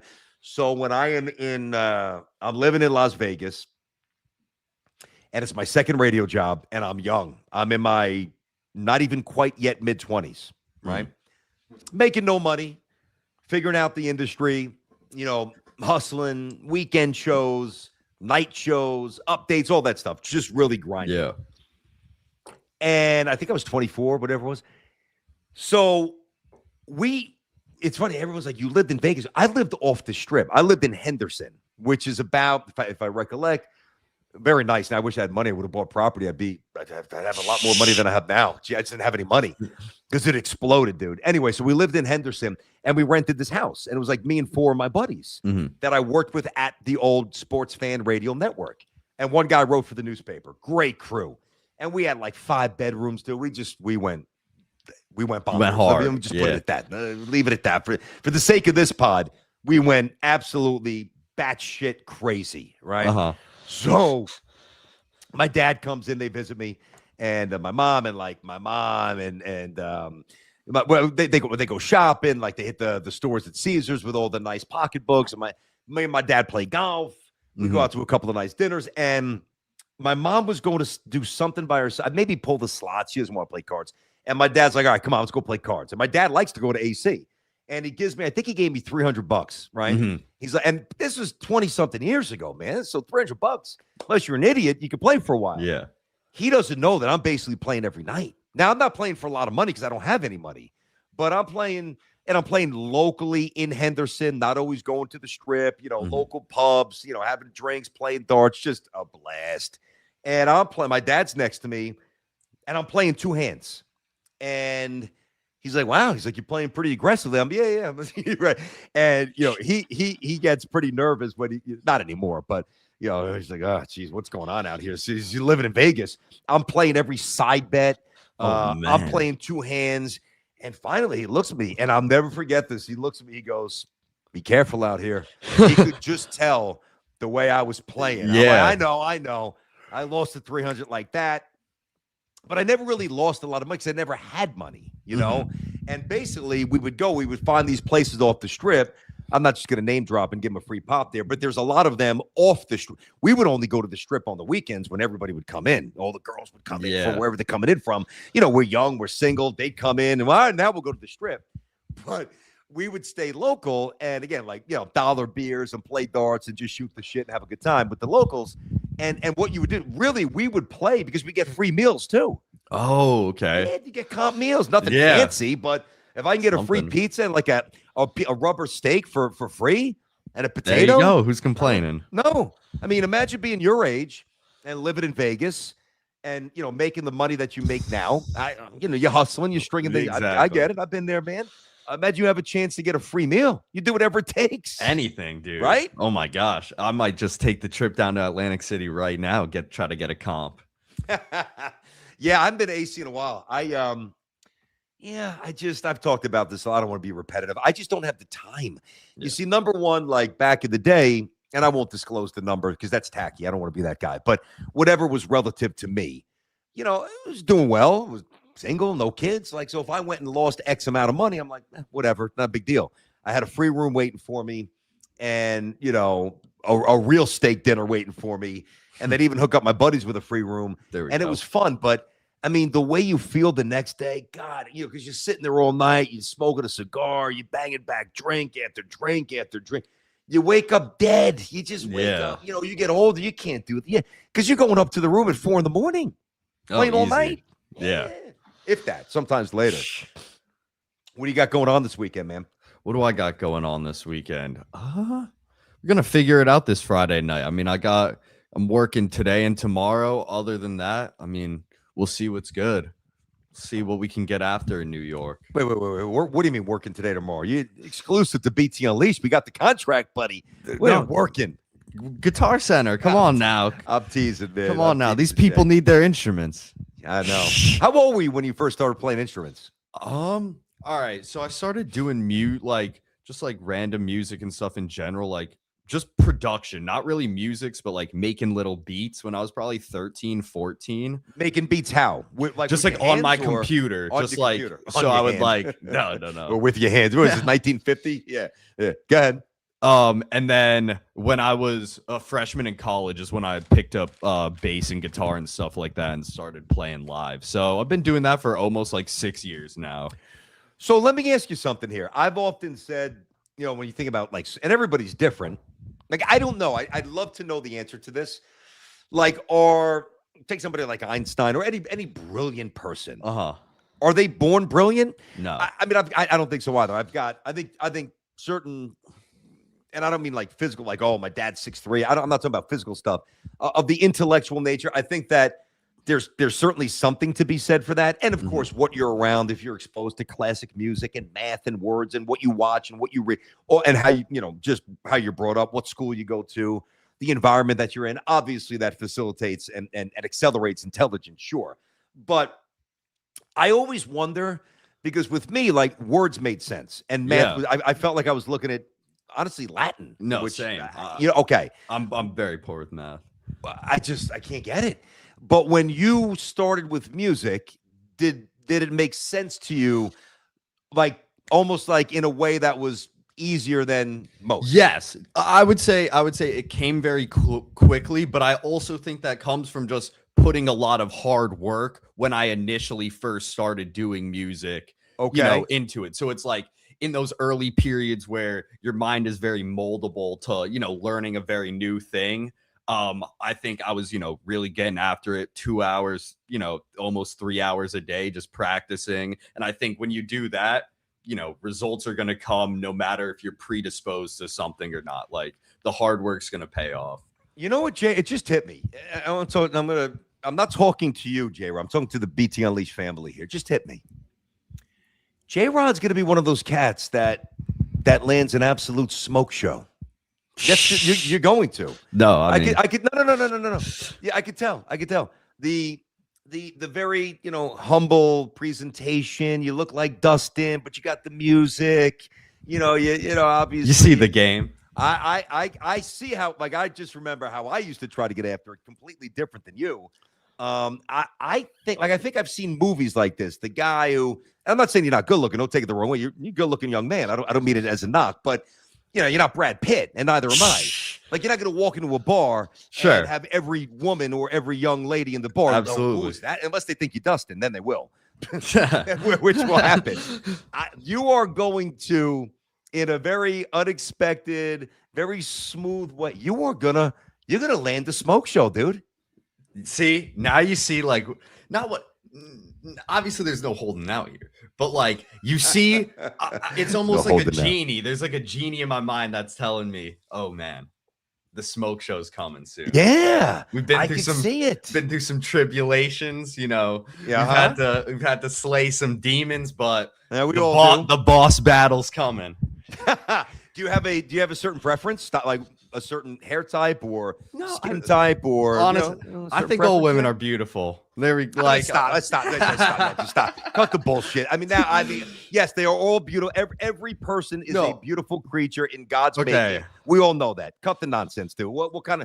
I like brunette girls. I like fit girls. Okay, I like girls who are. Did you say fit girl? You like fit girls? No, fit. Oh, I think you said fit. Like, that would be what, yo. J-Rod going wild on BT. No, I mean someone, I guess, shorter than myself. Usually, that's probably a pretty a better look. In terms of the American Gothic image, the aesthetics. Yep. So let me ask you this though, a little side swipe. So what if you said you're 5'8", right? Mm-hmm. Okay. So what if you meet somebody and she's the one? Like, you write a song for her, you strum the guitar, you're real in going the smoke Ed Sheeran. Show. You're real in the smoke show, but when she puts heels on, she's 3 inches taller than you. Hey, that's life. Okay. Okay. That's life. That's what all the people say. You're riding high in April, shot down in May. It doesn't matter. Why does it matter? Look at this guy opening up. You give him an inch, he takes a yard. I like it, J-Rod. Yes, that's awesome, dude. Okay, wait. Here's a good question. Yeah, we got. Ask Jay. This is just for the music fans. Who's my favorite bassist all time? Mm-hmm. All right. So Flea from Red Hot Chili Peppers. I love Red Hot Chili Peppers. That's really what got me into it. But I'm gonna give it away. Yes, sir. I'm gonna go.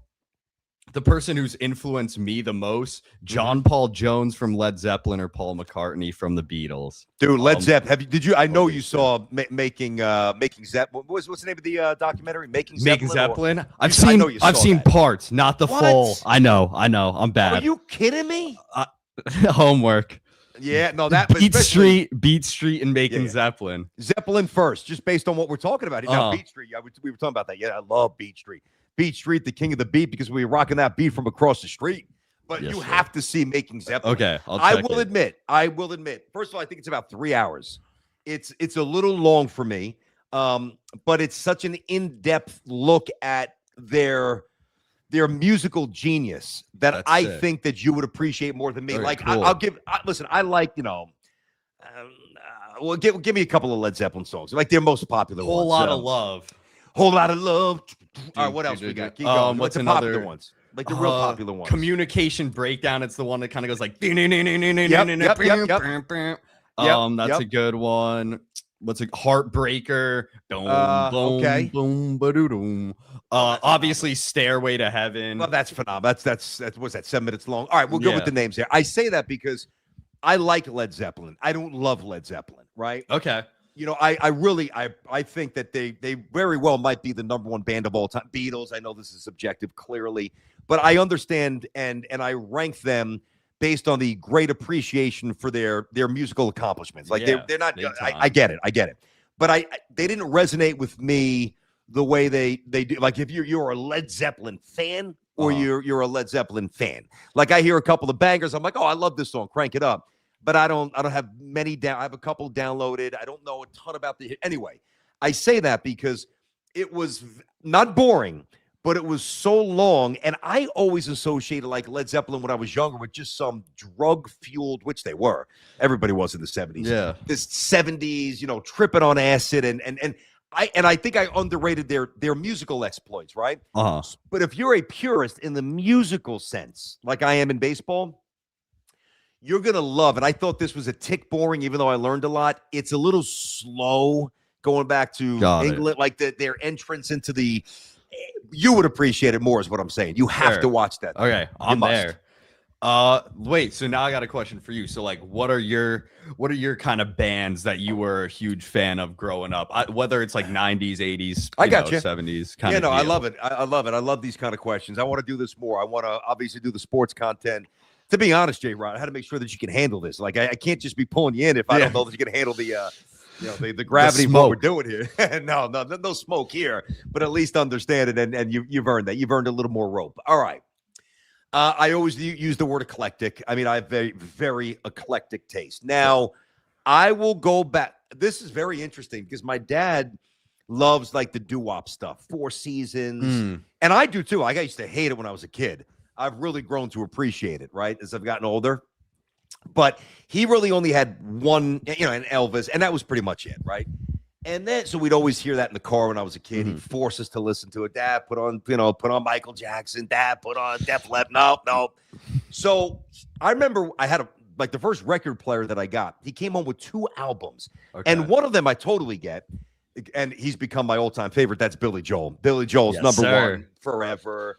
It's all like I love his words. I love the way he recreated himself. I love him. Love Billy, right?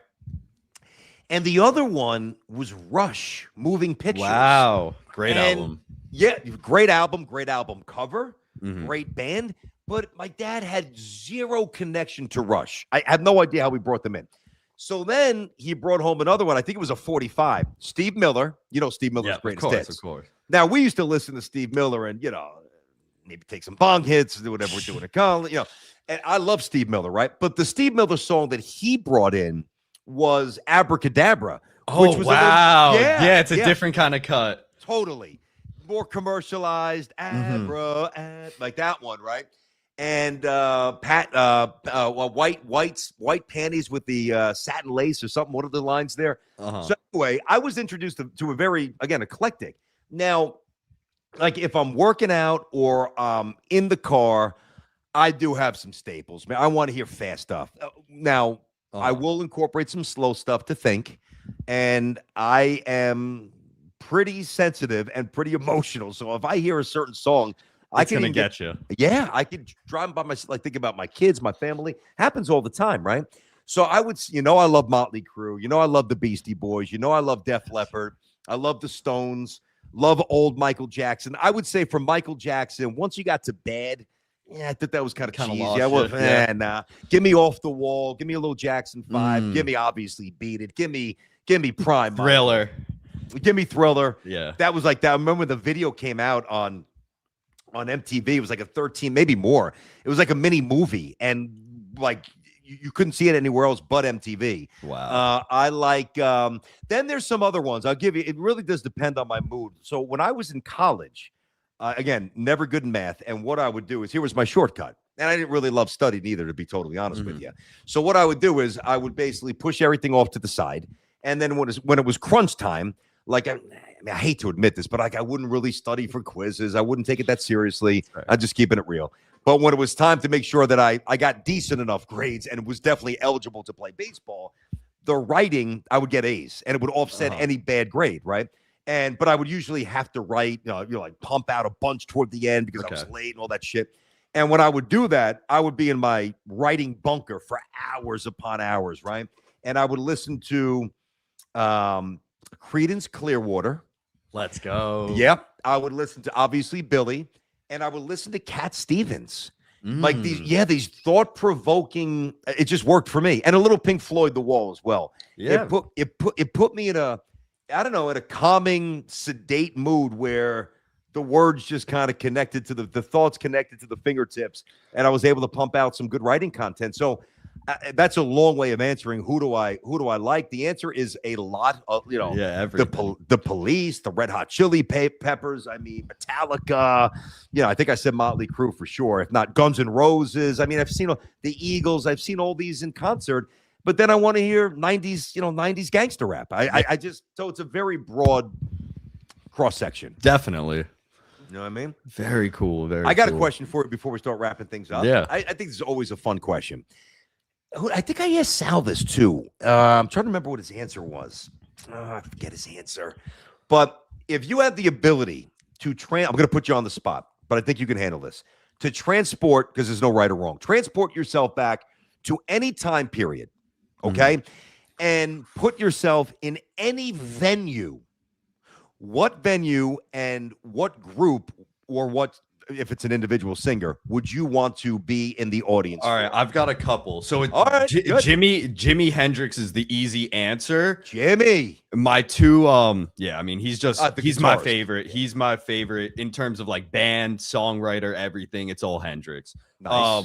I'm gonna say either he did a concert in Hawaii, but I think my answer, I don't know if you ever heard of this spot, Cafe Wah in the Greenwich Village. I used to go to New Cafe York. Wah. Yeah, dude. Right by Bleecker Street, dude. Yep, right there. I got some stories for that. I mean, oh man, yeah, of course I used to go there. Yeah, and the Rock and Roll Cafe. I don't think it's still there, but I used to go there all the time. Oh, dude, that's awesome. All the time. I did a show there, like I played there twice, so a year ago, 2 years ago. Really? I know Hendrix used to do shows at Cafe Wah. So yeah, like those early, Wait a second, Cafe Wah. So number one, it's still open. Yeah. Okay. It's different acts play there now. It's kind of smaller. They do a lot of like cover bands there, smaller kind of singer-songwriter. Okay, deal. and you're telling me that Jimi Hendrix, so it was open in the late 60s, early 70s? Yeah, him and Bob Dylan used to play What? Cafe Wah. Yeah. Holy shit, I didn't know that. That's good. Look at J-Rod. All right, keep going. I want to hear the list. Don't shortchange it. All right, so let's go. All right, I'll toss Jimi Hendrix up there, and then I guess the only. All right, this is gonna be a weird one. We'll see if the fans like it. Hold on, if you're thinking about that, at Telly Lot 77, BT. Don't sleep on Michael Jackson's later catalog. You have your slow songs that make you think. Listen to Heaven Can Wait. You'll thank me later. Interesting. All right, man. Listen, I am a man that has an open mind. Telly, I appreciate that. And understanding that it's obviously subjective. I just, you know what it was? When Michael went to like, he's bad. I just didn't like the get up. You wearing a leather jacket like you're tough. You weigh 102 pounds. I don't know. What are we doing? Like we're having fights in the subway with Michael Jackson. Who is Michael Jackson beating up? And then what's his name? What's the dude that used to make the parody songs? Jeez, what's his name? Come on. Weird Al Yankovic. Thank you. Then Weird Al. Then I'm fat, and I can't get that out of my. I'm bad. I'm fat. So good text right there. Michael's one of my all-time favorites. I'm just saying, you get off the wall, you get late 70s, early 80s, Michael. But I'm gonna give that song a test. Now, he really did. Just to continue that, he really did delve into that because, like, I think his album after that was Dangerous. I mean, Michael Jackson, Dangerous. Yeah, right. All right, I've got another, take, I guess, pretty similar. I mean, I would don't forget the venue. The venue. All right, I'm gonna throw. All right. Yo, this would be crazy. Go ahead, like man. OG NWA, like out west, Oakland like Coliseum, the Forum, the Roxy, something outdoors. like that. Oakland it's got to be outdoors. It's got to be outdoors. That would be hard. Got to be outdoors. And let me. This is why I like talking about this stuff, because you say something, and then this might spur another thought. So when I was working in San Francisco, right? I was there for almost 2 years doing afternoon drive before I came back to work for CBS Sports Radio with Tiki, right? Just to give you the quick chronology there. And the Jets were coming. This is Rex, Bart, and all those guys. And I remember Darren McFadden caught a screen pass or ran one 80 yards through the Jets defense. I'm like, now I know the Jets defense isn't what it, and that was the beginning of the end. Anyway, I went to the Raider Jet game, and Amy Trask, who I did a lot of TV with, and is the first female executive in the history of the NFL. Wonderful woman. I love her. I still checks in once in a while. Love her. Just a great person, brilliant, awesome.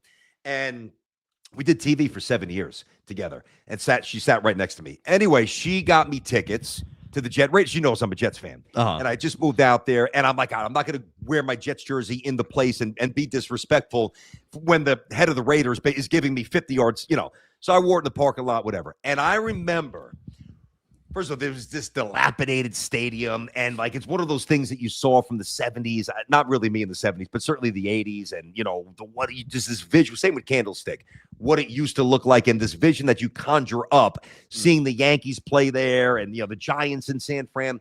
And I remember their system, right? Their PA system was antiquated, right? Like everything else.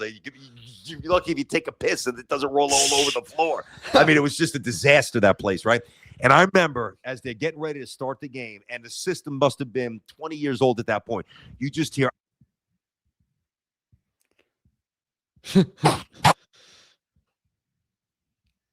Wait, I think you just clipped your mic. Mic doing that. I remember just the way it pulsated.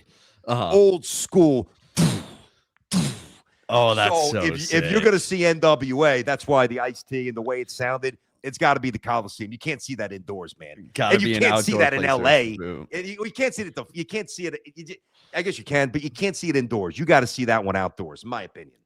No, yeah. I mean, my main thing with this question is just like, it's got to be an artist or artists who it's impossible to see now. Well, that's the whole point of the question. So, like, it's a time machine. That's why I use the word who's your transport. take? Who's your take? Okay, now I'm going to give you a couple, and I won't run down too much in detail.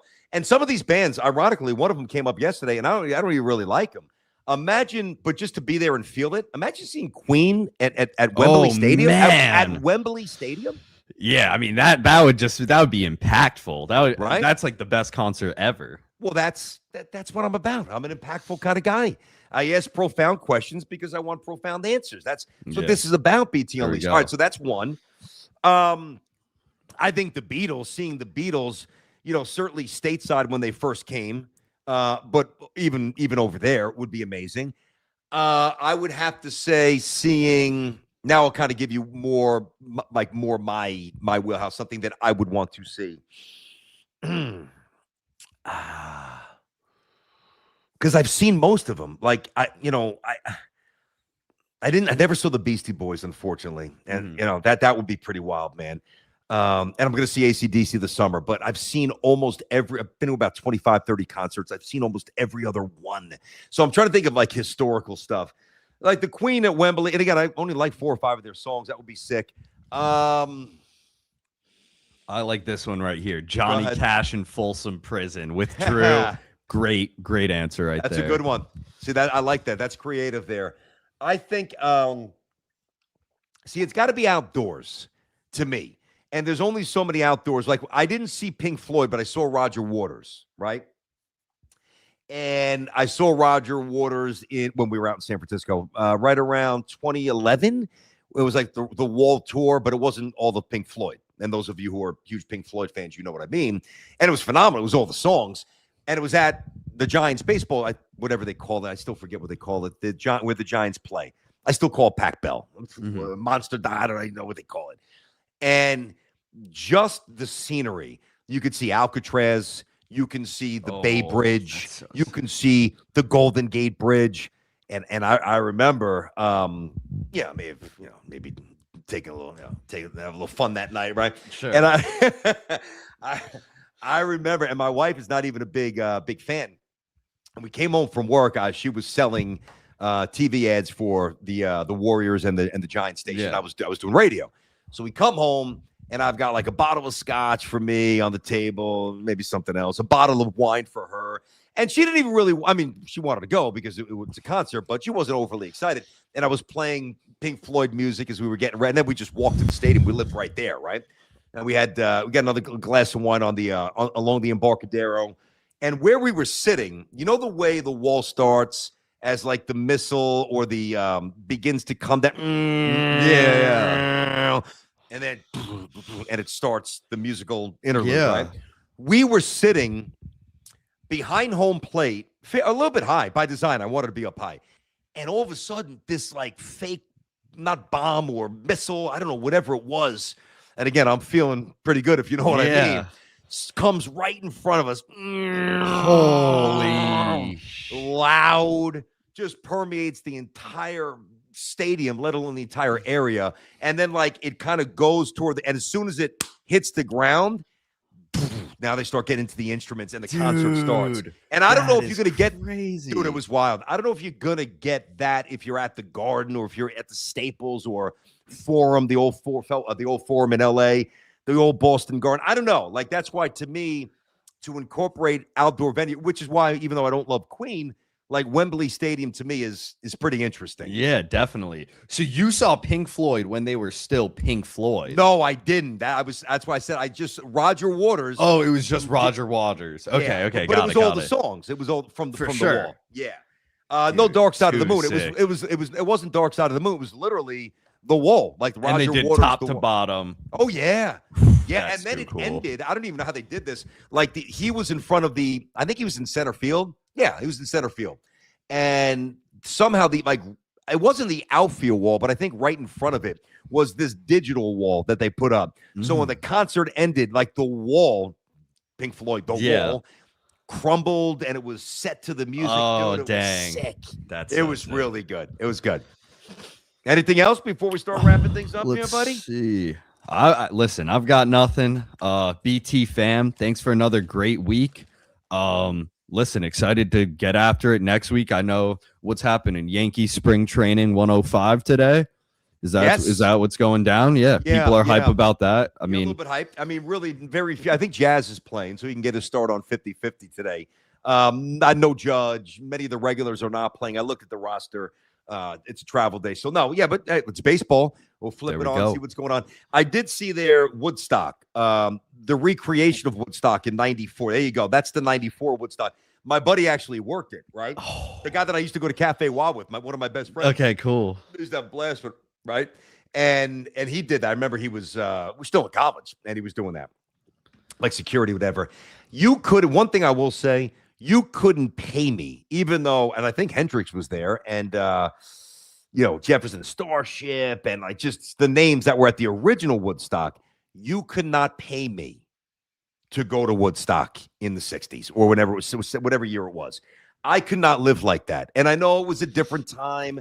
I cannot walk around and interact with people who smell and like you have no privacy to go to the bathroom. No, it's nuts. I don't care how good the drugs were. I don't care how good the music was. I got no interest in that. I cannot function like that. I've camped twice, even and it's fun. I don't know that I'll ever even do it again. But even one night in the tent's enough. I'm good. Yeah, I'm an outdoorsman to an extent, but walking around, no deodorant, like just smelling and not having any privacy, not being able to shower, a mud mosh pit. No, thanks. I don't care if Janis Joplin and she was there, and Jimmy and Starship and the Doors. The Doors is another interesting one. That's another good one, right? I know. I can't. I honestly I would have thrown them like up there in my answer too. Here's a good one. Oh, you pop it up there. I got it. We were thinking the same thing. All good. How do you say that? All right, say that name for me. Shvoy Goodell. Whoa, the guy. He's back. That's right, Shvoy Goodell. No one going to say Sinatra. How about the main event, MSG in 74? Good answer. Yeah, I mean, Sinatra doesn't really do it for me. I hate to say that, but I got to be honest. It's fun. I like his music. It's good. It's good. They're good songs, but it's not like I'm going to be amped up going to the Sinatra concert. It's going to be a nice evening. I know. Like go to the Copacabana, it wouldn't be with Mickey Mantle. It wouldn't be like one of the best nights of your life. You'd be like, I went out to see Sinatra. We got some wine. I took the lady out. There we go. Exactly. Yeah, like you go to Sinatra. And then the objective, if we're going to keep it real, is to get the hell out of there as quickly as possible to get home. You know what I mean? Exactly. With these concerts, I'm looking to hang out all night pretty much. Big time. Yeah, Big time. But then again, let's be fair. So I don't even know what Frank's prime was. If he said 74th, I know roughly, but let's say Frank Sinatra's prime. I don't know. I mean, maybe it was like when Eminem performed in his prime. Hold on. You got to think about the time frame. So, I mean, Frank Sinatra's, even though I don't love his, I don't want to talk about New York. I love that one. The other songs, whatever. And there's a couple. I get it. But when he was performing in real time, the energy there and his grip on society was not dissimilar to, Eminem going, Oh my God. so maybe it would be more fun than we're thinking about. Yeah, I mean, certainly at the time, you would literally That's what I pretty mean. much be seeing one of. I mean, I don't know if Elvis was even, granted, my timelines might be a little. I got you. I got you a little bit on that. that. Well, Elvis, I think Elvis died in 77. Okay. I want to say it was 77. Pretty sure. So they shared the limelight for some time. Then yeah. I mean, if you were to have been seeing Frank Sinatra at that time, yeah, it would be like seeing Eminem in 1999 or 2004, 2002, in the peak of everything. This is the guy. But J-Rod. Yeah, but that's the whole premise. You gotta No, that's what I listen. mean. So Okay. Because originally we both shot it down, but I'm again transporting ourselves. Yeah, if I was back there with the bowler hat, I got my suit going. Yeah, Frank Sinatra, it'd be the night of your life. A little cufflink action, maybe. Yes, sir. Come on. Little bar, a little gold bar on the tie. Ooh. And ironically, my grandfather, I collect, and I don't really wear them anymore. But there was for more than a minute when I was wearing cufflinks all the time and a lot of tie bars, right? I've probably got about, I'd say 40 to 50 pairs of cufflinks. Good, like some vintage, like some really good ones. Solid right? ones. Yeah. All different varieties. Really, really cool. And I've got probably 7 or 8 cufflinks. 7 or 8 tie bars. You know what the tie bar is, right? You know what I'm talking about. Yeah. Okay.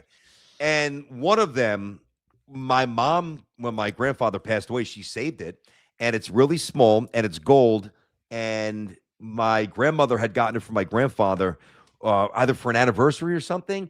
And it's like 70 years old. And I still have, and I've worn it. Oh, wow. Yeah. Wow. Yeah. That's nice. Yeah. And it's gold and it's Class. held up. And so I would wear that to Frank's concert. It fit right in.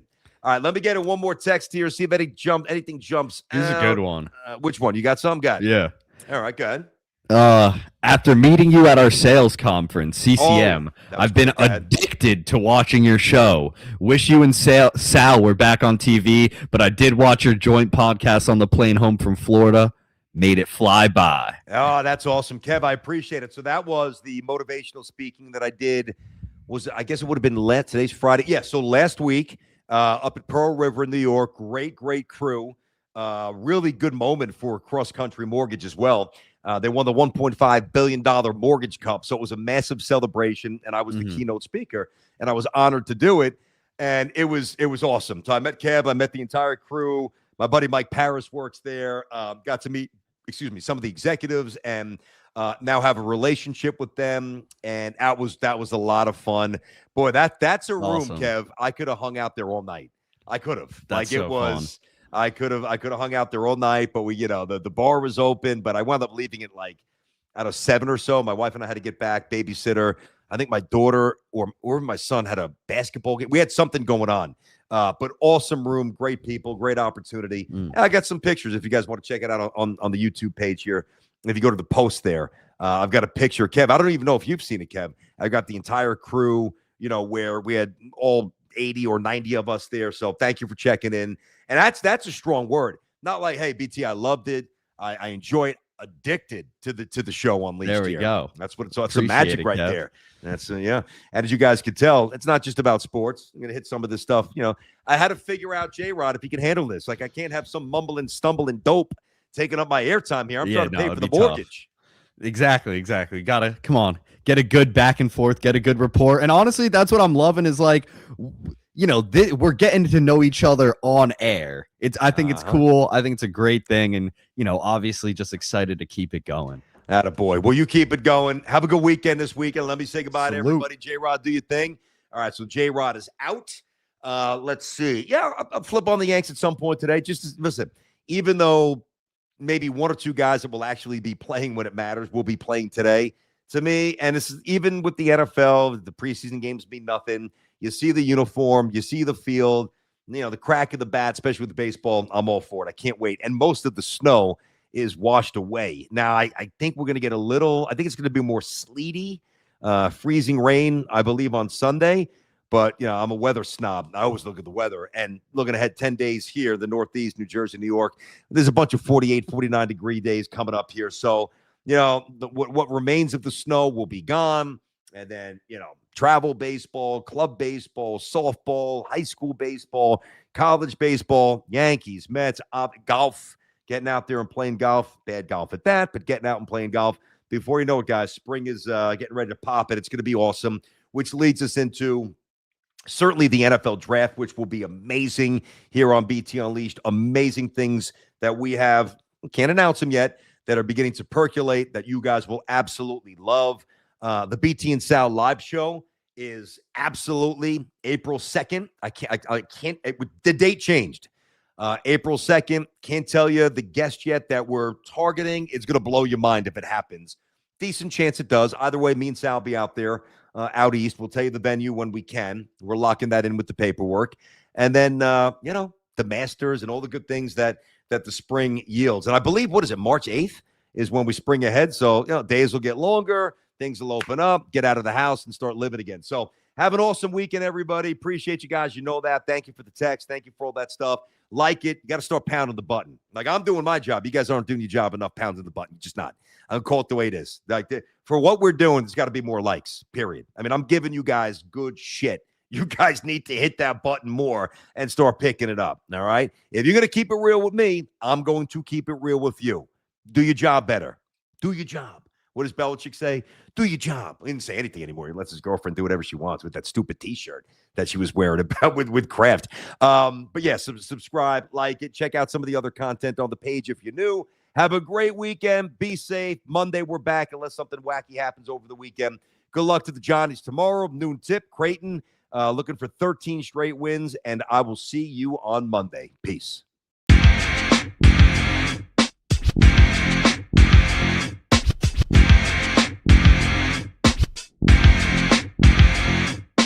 This is Unleash. Are you listening? Can you hear me? This is Unleash. Are you listening? Can you hear me? This is Unleash. Are you listening? Can you hear me? This is Unleash. Are you listening? Can you hear me? With your host,